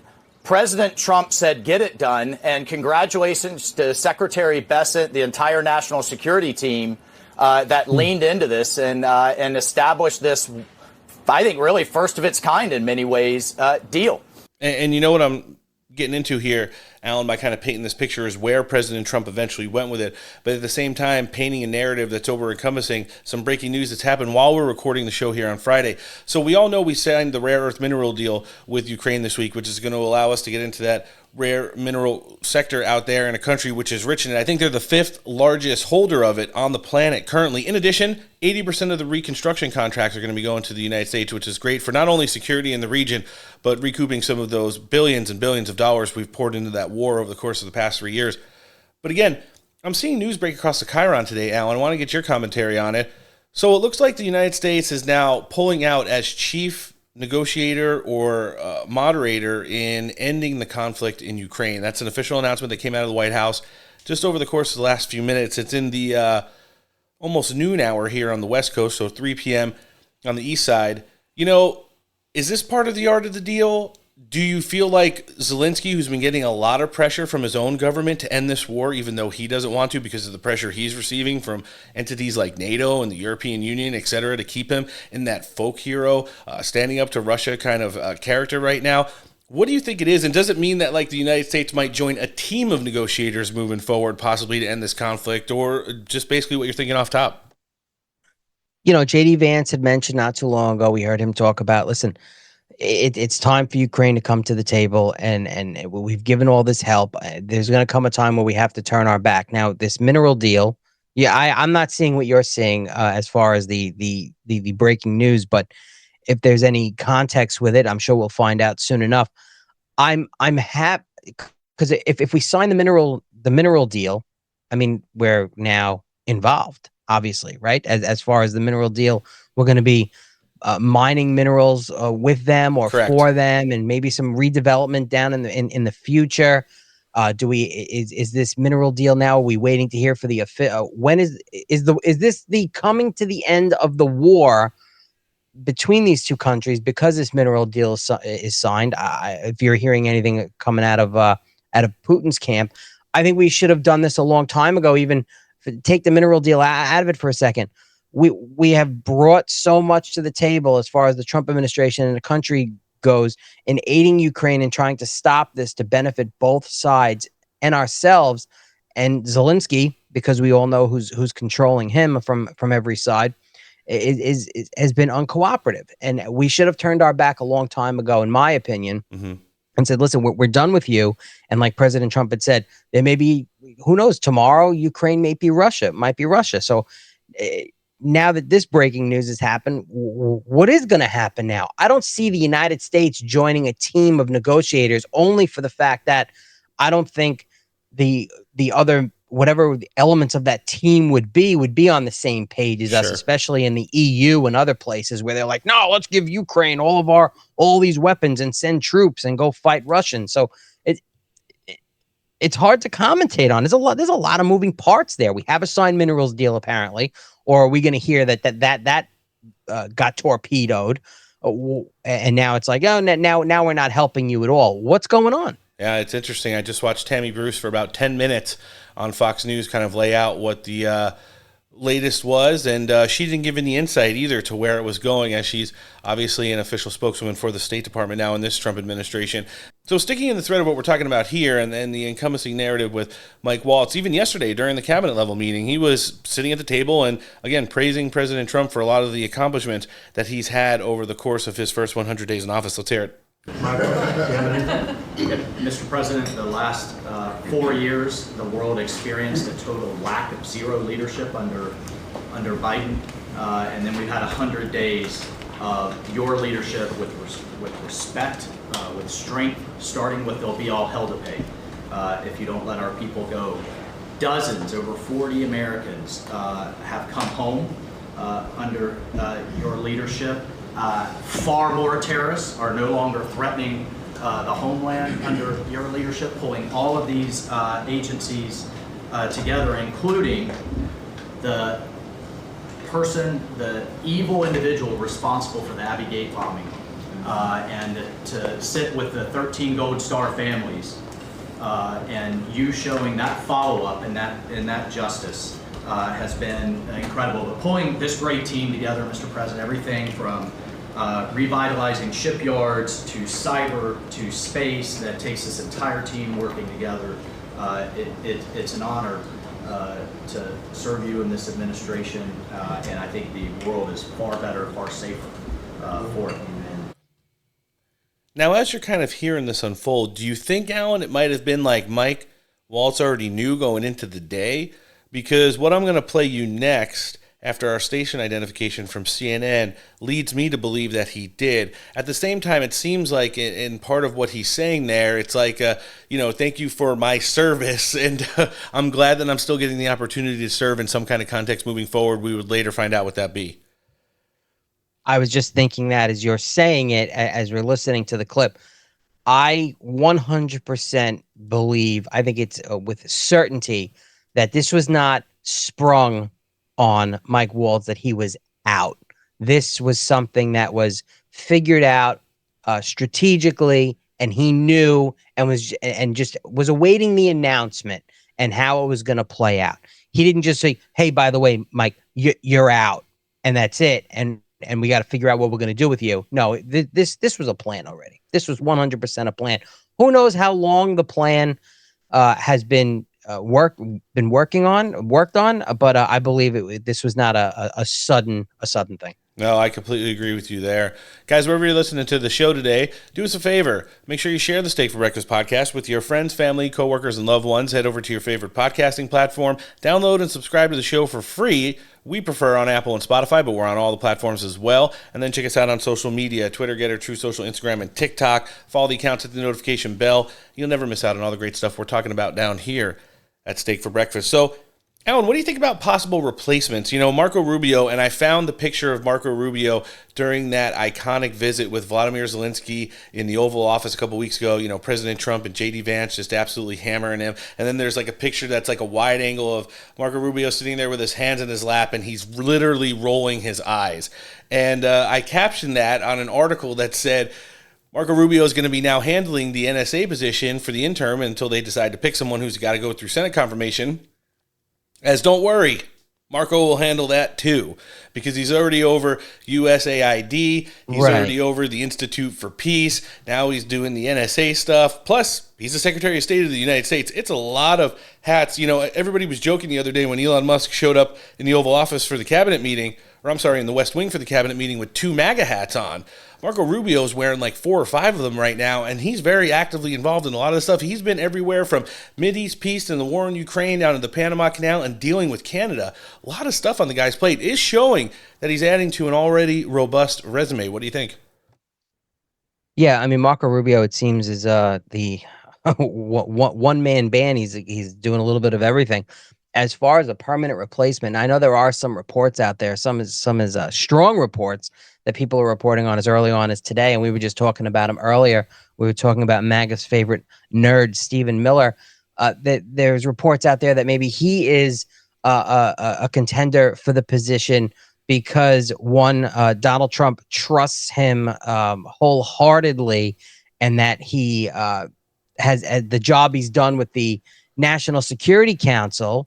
You know, it's he obviously has worked very hard with Donald Trump's immigration operation with Tom Homan and things like that, and all of the policy. So I mean, I don't think they're just going to, Marco Rubio is going to be Secretary of State. He's going to be doing the things with USAID and also the National Security Advisor. I don't know. If anyone is in the playing field, I wouldn't mind seeing Stephen Miller take that, but would that take away from the duties that he's doing now and doing such a great job? I don't know. I don't know. He wears a lot of hats in this administration as well, and has his hands on a lot of different moving parts as well. You know, Steve Witkoff has moved to the forefront as one of the top possible picks. I would say out of all those being nominated, like Rick Grinnell straight up said no. He's not going back to that. Does it mean that he wouldn't serve in a greater context in a different position outside of UN ambassador from the U.S. during this administration if somebody steps down, if somebody gets fired, etc.? He said he would be open to that. But as far as refilling that position, which, you know, took a lot and was at the height of the battle he had with Cantor as well, he doesn't kind of want to relive going through something he's already done, as he's added that to part of his resume. Sebastian Gorka, I've seen some people float out there. Absolutely fucking not. No. That guy can't get out of his own way, especially the higher he moves up on the totem pole. And then some others like Chris Landau, Robert O'Brien, even Michael Anton. Like, they're solid picks. They got decent resumes. They're strong on Trump-aligned policies, but I really want this to be the America First Avengers, so I want to be comfortable with not only what they're bringing resume-wise, but with a face when they're nominated to be at the head of these agencies. And those guys at the bottom of the rung really don't meet central casting, if you ask me. No, I agree. And, you know, you hear a lot on social media. You see a lot on social media, of course, from MAGA. But people don't really understand what it takes to get someone through confirmation and things like that. And you know, you hear General Flynn's name being thrown around so much, but stupid. Yeah, it is stupid because one, he'll never get confirmed, and two, he's so far down in these involved in political campaigns and doing his own thing and his PAC and everything else. It's not an option. And if to be honest with you, if that was an option, I would be a little disappointed. I would as well. It's out of the game. I'll give you a perfect analogy of this. So in Major League Baseball, Alan, there's a pitcher. He ran into some stuff. He was accused of things several years ago. His name's Trevor Bauer. He was a goodish pitcher, a solid athlete, if you will. And he was accused of things by a woman, which turned out to be completely false. He won every single court case, both criminal and civil. He was completely exonerated, clean sheet, but was blackballed by Major League Baseball. He's played in Mexico. He's played in Latin America. He's played in Japan since.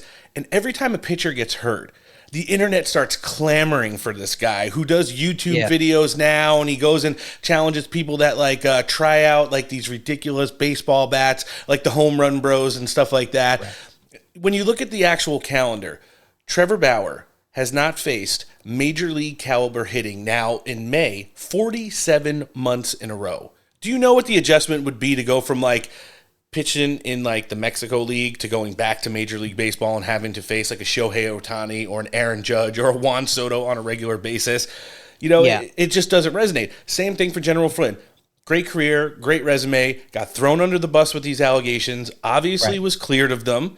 And now everybody wants this folk hero character to walk in for, I don't know if it's nostalgia purposes or other things that we don't talk about here on the show.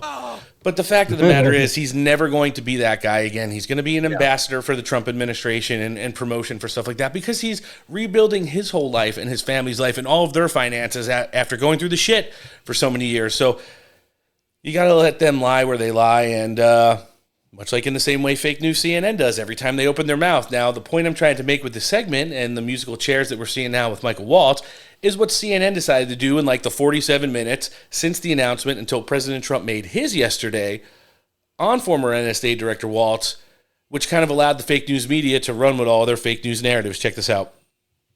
Mike Waltz, we noticed, traveled on Marine One with him, but 10 minutes later, you see at Joint Base Andrews, that's his figure. He does not get on Air Force One. It's only about a 10-minute flight, so it's extremely odd to take the helicopter flight and then not actually go on the trip.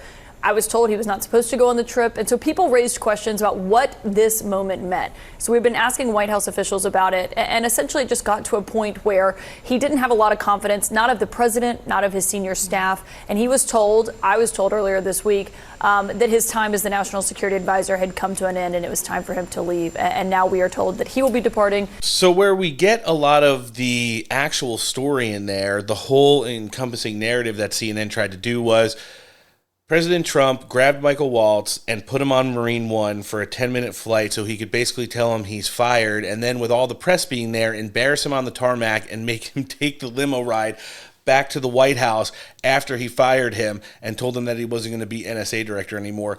Now, a large part of me thinks that conversation might have happened or was completed during that. I don't think it was a national security conversation that they were talking about, again, because it's only a 9.5-minute flight, and there was no finalizing anything on the tarmac or them remaining on them remaining on Marine One or getting on to Air Force One and talking before Michael Waltz departed. But here's the deal.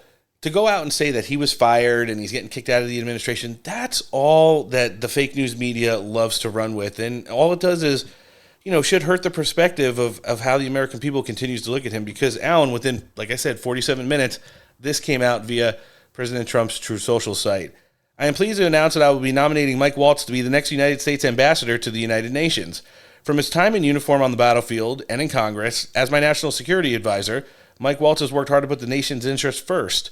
I know he will do the same in his new role. In the interim, Secretary of State Marco Rubio will serve as the National Security Advisor while continuing his strong leadership at the State Department.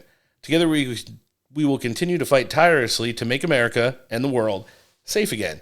Thank you to your attention to this matter. When the fake news media is running rampant with fake news headlines, he always puts "thank you for your attention to this matter" on it because he's like, all right, we can tell him to stop. I'm not kicking him out. I'm just reshuffling here. What do you think? Right. I think that was the plan all along. I think he wanted the delay so that the mainstream media could put their feet in their mouths and sound like morons. So, listen, it's not the gotcha moment. He's not fired. We're just doing some reshuffling. And now you once again can look like the retards that you truly are. And it just helps our cause because Donald Trump could talk about anything from water pressure to, whatever it is. And we all know what the mainstream media is going to do. And I think that is one of the talents, big tremendous talent that President Trump has, and no one else is able to do that. No, they certainly aren't. And who better to reaffirm that narrative during his Big Head exclusive on Fox News with Bret Baier last night than current sitting Vice President J.D. Vance. They talked about a lot of things related to the first 100 days and first door that was open for a leading question. Of course, Bret Baier jumped in with this. Well, here's how President J.D. Vance responded. President, thanks for the time. Good to see you. I want to talk to you about all this trip and what the purpose of it and your speech. Sure. But I want to start with the breaking news. Yeah. Why was Mike Waltz let go? So he wasn't let go. He is being made ambassador to the United Nations, which of course is a Senate-confirmed position. I think you can make a good argument that it's a promotion. But we brought Mike on to do some serious reforms of the National Security Council. He has done that. I like Mike. I think he's a great guy. He's got the trust of both me and the president. But we also thought that he'd make a better UN ambassador as we get beyond this stage of the reforms that we've made to the National Security Council. You saw the president announce that Marco Rubio is going to step in as interim leader of the National Security Council. So I think the media wants to frame this as a firing. Donald Trump has fired a lot of people. He doesn't give them Senate-confirmed appointments afterwards. What he thinks is that Mike Waltz is going to better serve the administration, most importantly, the American people in that role, and I happen to agree with him. But was it?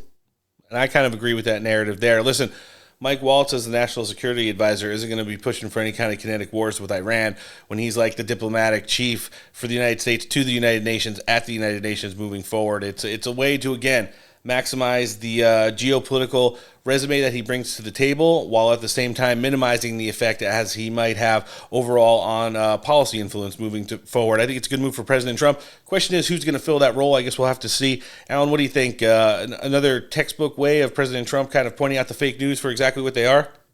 100%, and J.D. Vance backed him up and hit it out of the park and let him know, listen, it's not a firing. If anything, it's a promotion. He was used for the purpose they needed him for. Okay, you did great here with the reforms. This is what we needed. We needed it on track, and you did it right. Now we need you as UN ambassador to further the great job that he's been doing for the administration. And we're going to leave it at that as we're getting ready to jump in with New York Congressman Nick Langworthy for the first time. But before we hit it with him, we're also going to have another check-in with one of our partners. This episode of the podcast is brought to you, as always, by Man Rubs. Rubs, barbecue tools, blowtorches, t-shirts, coffee cups, and all-around barbecue-related gear for you to make barbecue great again. Can be found at manrubs.com and on Instagram, manrubs. Use the code STEAK15 for 15% off your order. All right, joining us on the show today, this Big Friday edition of the Steak for Breakfast podcast. He's the congressman who represents New York's 23rd Congressional District, and we're welcoming in for the first time, Representative Nick Langworthy. Thanks for coming on the show. It's great to finally be with you. Absolutely fantastic to host, and we got a bunch of stuff to talk about. One of the big topics we're hitting on today is the culmination of President Trump's first 100 days back in office. A lot of things to talk about, but I think the crown jewel of the first 100 days is obviously centered around border security and immigration. Good things from the administration, good support coming from the Republican conference up on Capitol Hill, but when you look at what the Democrats have done to slow it down, it's just one legislative, or actually non-legislative, one activist move after another. Congressman, do want to talk about border security. All it did was take a new president to turn border security back on. How have you seen this kind of rolled out, and where congressionally are you guys going to be supporting the president in this moving forward? Well, President Trump said it in the State of the Union best. You didn't need new laws. You needed a new president. What Joe Biden did by essentially eliminating the southern border and letting there be a perhaps 20 million person invasion of the United States of America is downright treasonous. And the first week of President Trump's administration, I went and met with Buffalo ICE. Now, Buffalo ICE is, it's headquartered, near my district, but it has the jurisdiction of all of upstate New York. Mm-hmm. And it's a great office. And these agents had a new, spirit to them, because they clearly have been a pit bull held on a 2-link chain for 4 years. They have been told to not do their jobs. And they have gone and found some of the most callous, cold-blooded killers and child rapists and just the worst of the worst across the state of New York that we're hiding in plain sight. Yep. And living in our communities and terrorizing our communities.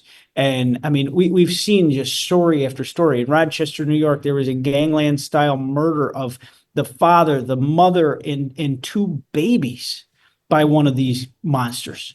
and they are wiping those people out of this country. 137,000 people came across that border in March of 24, and it's down to 7,100 in March of 25. I mean, the numbers are staggering. The change in illegal crossings. And I sat in the rotunda while the president was taking his oath of office, and I couldn't help myself. I went to Twitter during a lull in the action, and I saw the tweet, live footage from the El Paso border station, where the message was being blared across in Spanish that the border entry is closed. Yep.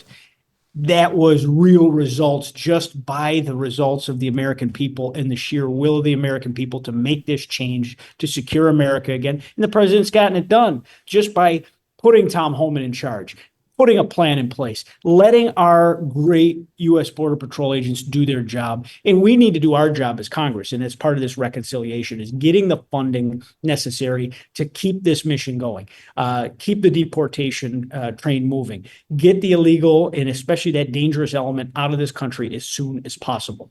And now you watch the people on the left. I mean, the fact that you have people pulling their hair out, trying to save the fortunes of an MS-13 member. What is their constituency? Who are they fighting for? I mean, this guy was a criminal by any definition and should have been deported. His original crime was coming into the country illegally, but then he was a domestic violence abuser.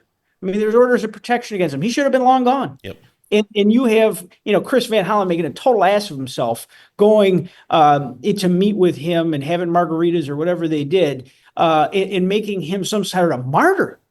I mean, who are they fighting for? We're fighting to keep our streets safe. And we're never going to apologize for that. This is the party that did nominate Kamala Harris in the last presidential election, Will. So I will give them a little bit of slack, but you make that excellent point that the hills, figuratively, of course, that the Democrats are looking to die on right now is fighting oligarchy when they've been the party of oligarchs forever. They've had every big tech and international, real estate. And if they have money, they've been in the Democrat Party for the last couple decades. Same thing goes with all the things I've seen them crying about over the course of the past couple weeks, whether it's Bernie Sanders, AOC, Jasmine Crockett, Rep. Raskin, all the way down the line. Oh, we're not taking care of our veterans. Oh, there's 1 million homeless people on the streets. Oh, the test scores in our schools are so bad. Oh, the healthcare system's overwhelmed. Well, if you didn't let 10 to 20 million people over the last 4 years cross this border illegally and insert them in communities all over the country, we could attend to veterans in a swifter fashion. We could work on the healthcare system. We could definitely get the kids' grades up, especially how bad it's been coming out of the pandemic. It's like they are the party of absolute hypocrisy. Democratism 101 is projection, rejection, and deflection. That's all they do. And right now it's coming out in its purest form, which is Trump derangement syndrome. And it seems to not really be resonating with anybody anywhere outside of the news outlets that promotes them on a nightly basis. Congressman, I do want you to talk about this immigration thing, but make it a little bit more specific and maybe tailored to you. We don't get to talk about the northern border as much unless we have Rep. Stefanik on the show, who hasn't been on since she's returned back to the House, but we hope to have her on again soon. All the publicity usually goes down to the U.S. southern border because of the huge human trafficking component of it. But when you talk about terrorists crossing the border, when you talk about the amount of fentanyl that's come in from Canada as well, the northern border is just as dangerous in a lot of components. And, it's been a night and day change there as well.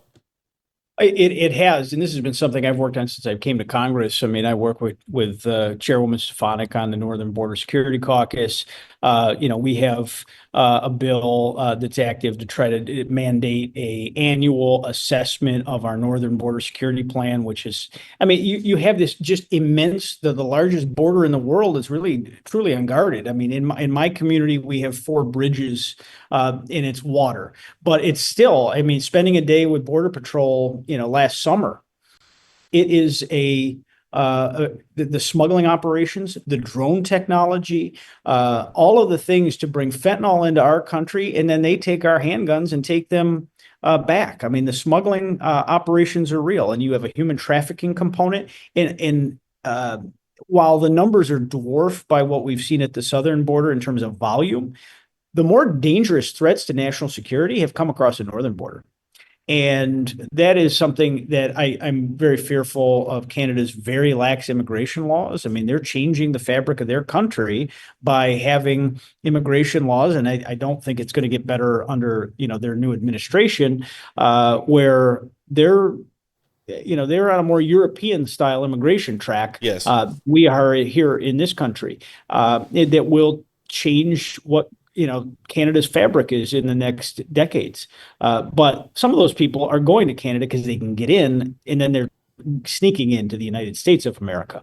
That is something that I'm deeply concerned about. I've expressed that. I'm part of the Interparliamentary Council, with colleagues across the border, that they really should look to tighten up their immigration standards as to who they're letting in. I mean, obviously every country is suffering from a low birth rate in the Western world. Yeah. It doesn't mean you need to invite people that end up on terrorist lists pretty quick. Oh, it's the truth. And then, kind of sticking in the same thread, but also keep it in the state of New York. How great has it been to see an administration that's come in and is willing to tack on the radical activism and anti-Semitism that's going on at colleges, universities across the country? But there have been some pretty high-profile cases in the state of New York as well. Well, in New York, the anti-Semitism that we saw at Columbia University, and I mean, it was just disgusting. I mean, we battle it here every single week with the code pink radicals in the hallway. Yesterday across the street, at the Capitol complex, there's Palestinian flags waving. We deal with this anti-Semitism that's alive and well in the left in this country. And you just look at the actions of Democratic elected officials. I mean, it used to be a pretty safe bet that both parties generally would support Israel. Sure. That's not the case anymore. No. And, Hakeem Jeffries demonstrated that when he opposed foreign aid to Israel because we tied Ukraine to it. And we cannot let an inch get between Israel and the United States. But, that has got a base of operations at all these big leftist college institutions, and that big educational industrial complex is finally being held to account. Their funding streams, which are so dependent on the federal government, are now coming into question. We're not going to tolerate anti-Semitism being coddled on those campuses. There was never a better moment on this Hill than when Elise Stefanik grilled those big Ivy League titans and just ground them into a pulp. Agree. Because she put their hypocrisy on display for the American people to see, and they all shriveled up, and some of them are gone. These institutions have become very rich on the backs of the American taxpayer. The high cost of college education in this country is something they can't even explain as to why it is. They've put a whole generation of young people in debt because they're all told they have to go get the 4-year degree that might not have a job attached to it at the end of the day. And they want to be these, I mean, they're really making the 60s blush. I mean, this is activism looking for a cause to be angry about, when really what they should be angry about is they're signing their life away. They're putting 2 mortgages onto their future, and they can't get out of. Because they want to go and be radical progressives and demonstrate. But, I have a bill called the Veto Their Visas Act, which would absolutely strip the visas and the student visas from, it's very much in line with the president's executive order. And I was certainly glad to see him do that. I introduced this bill last year in the wake of Columbia, because it's a privilege to study in the United States of America. It's not a right. You don't have the same rights as the American citizenry. And if you're here protesting our government, you're promoting anti-Semitism, you should get a one-way ticket out of here. No, I think Secretary Rubio would be pretty quick to get his hands on that piece of legislation if we get it passed. And then in talking about the budgets overall, we've got the national debt, we've got the annual budget deficit. This administration has come in and also wanted to take on the budget deficit in regards to trade as well, with the implementation of Liberation Day and what's happened since that. It seems like we're working out a lot of longstanding business deals with countries who rely on us to be an ally for security, for defense, and other purposes. But when it comes to trade, they like to take advantage of us because it's hard for the United States to ever say no. We finally have a president and a Congress that's willing to work in that thread. Have you seen this kind of played out? And what the big there is, Congressman, is that we've been able to put China on display for the world to see their manipulation of currency, their manipulation of trade around the world, how they could stop in one country and basically relabel stuff so it doesn't look like it's necessarily coming out of China. All the IP issues they've had over the years. It seems like it's a masterclass in another edition of the art of the deal. And as this kind of plays out right now, this is going to be beneficial for Americans and our trade stance in the world long term. it just seems that like nobody wants to rip off the Band-Aid and just have a little bit of toughness before we can re-level the playing field and have fair trade. Well, the only way we can have fair trade is if we have free trade both ways. Bingo. And even if you look at USMCA, it's awkward for me. I represent the Canadian border, but they're taking advantage of it. I mean, try to get a dairy product into Canada. It's got a 280% tariff on it. Mm-hmm. And it's just not a fair deal for us. And Biden let it get off the rails. People understand strong leadership. And what the president has done here has zeroed in on putting American workers first. We have allowed our supply chain to become just this total global mess at the race to the bottom on price of goods. Yep. And we all got addicted to cheap stuff. It's great to buy cheap stuff. But, when you buy American, there's an American worker's family gets a paycheck out of that. And strong workers, strong family, strong country. And that is, he is putting the workers ahead of the corporate profits. I find the irony of the people screaming loudest about tariffs. I sit in the rules committee and listening to just the nonsense out of some of the members on the left on that committee about tariffs and how it's just chaos. These people are the first to, bitch and complain about corporate profits. Yet tariffs are evil. Well, tariffs, are not necessarily good for the big corporations. Right. They're good for the workers. And no districts probably had as much pain as mine in terms of loss of manufacturing legacy that NAFTA put in. And I watched those companies growing up go out of business, friends, parents lose their job. The towns that once, might have had 30,000 people, they now have 15,000 people because people have had to leave for greener pastures elsewhere because we have a terrible business climate in our state, and free trade agreements have stripped us of that manufacturing legacy that we had. And now all those jobs are in states either that have, fewer regulations or lower tax structure, better business climate, or they're overseas.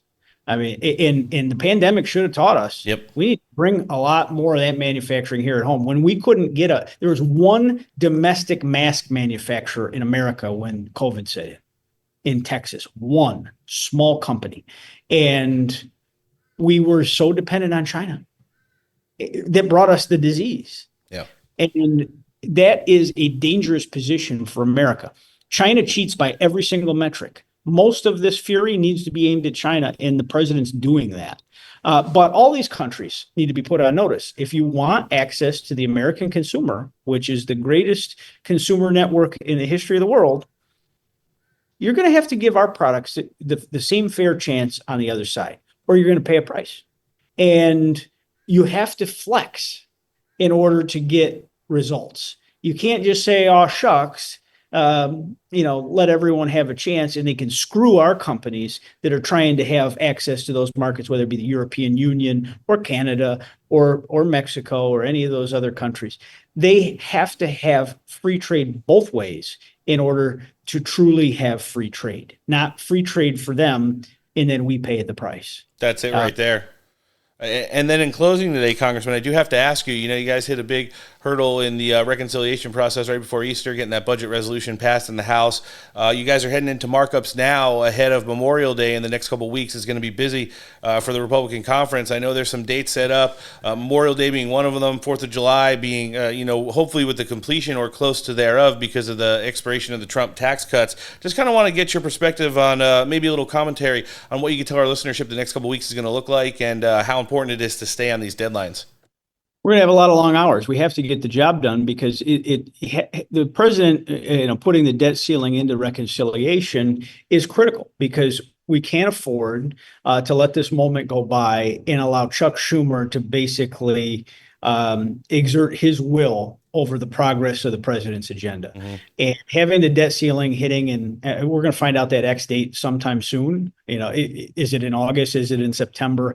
That puts that makes sure that the clock's ticking. We have to continue to move the ball down the field and get this as close to the finish line as possible. And there's so much that has to fit in here. The entire tax code, our changes across the board in every single committee. I mean, I expect next week to be sitting in the Energy and Commerce markup for 30 or 40 hours. Wonderful. And yeah, it's really pleasant to, hear the same arguments over and over and over. But failure is not an option. The American people gave President Trump a mandate, and they kept us in the majority for a reason. They want his agenda to succeed. And that is the brightest path future for America. We have to clean up the mess of the last 4 years. We have to give tax certainty. I mean, this tax code, Joe Biden could have vilified it all he wants. He didn't take any steps to change it. He just spent money off budget. Correct. Because any growth he experiences because of the historic nature of the Tax Cut and Jobs Act of 2017. And it has we have to now give the American economy tax certainty going forward, keeping us competitive with countries across the globe, continuing to get that money that's offshore reinvested here in the United States. That has to happen. Keeping those rates where they need to be, but allowing small businesses to invest in their future and continue to create jobs. That is so important. Failure is absolutely not an option. So we have to put in whatever time's necessary to get the job done. And if that means skipping, recesses or whatever, that's what we have to do. But we can't allow Chuck Schumer to grind this to a halt because we're up on a debt ceiling, which is an antiquated measure of the government. And, we can never allow the full faith and credit of the American economy to come into question. Right. So it's a necessity that has to be accomplished, and we shouldn't have to count on Democrat votes to get that done. I mean, the president, his agenda is tied to this. He wants the debt ceiling as a part of this, and we have to get it done. And if that date's in August, well, then that means we have to work all the harder to make sure. But we must stay united. And there are differences of opinion, and there's differences of ideology, and everyone's got their red lines. But we have to have common sense that falls in line with the president's agenda. The president doesn't want to see draconian cuts to programs. Neither do I. We obviously do have a lot of people that depend on programs that they were statutorily designed for. Now, Joe Biden and Barack Obama, they expanded all of these things to add people to these programs that are weighing it down. And we have to make sure they're preserved for the people they were intended to under the legislation originally. And we're going to do that. But we have to stick together. I mean, everyone's got things in their head that they'd like to see done. You don't get everything you want. 80% of what you want is a big victory. Ronald Reagan said that, and you're my ally if we agree 80% of the time. That is lost too much here on Capitol Hill with some of the grandstanders. We have to be results oriented, and we got to put wins on the board, and we have to codify the president's executive orders. And we really can't get to that until this reconciliation process is complete. That's it right there. Listen, Congressman, this interview hit has been long overdue, but I think our listenership's really going to love us catching up with you for the first time. We've got everything live linked in the show description today as well, including a link to your congressional website. They can sign up for your newsletter, see all the great stuff you're doing up on Capitol Hill. Where can we find you on social media? We'll live link that as well. We're on every platform under, Congressman Nick Langworthy.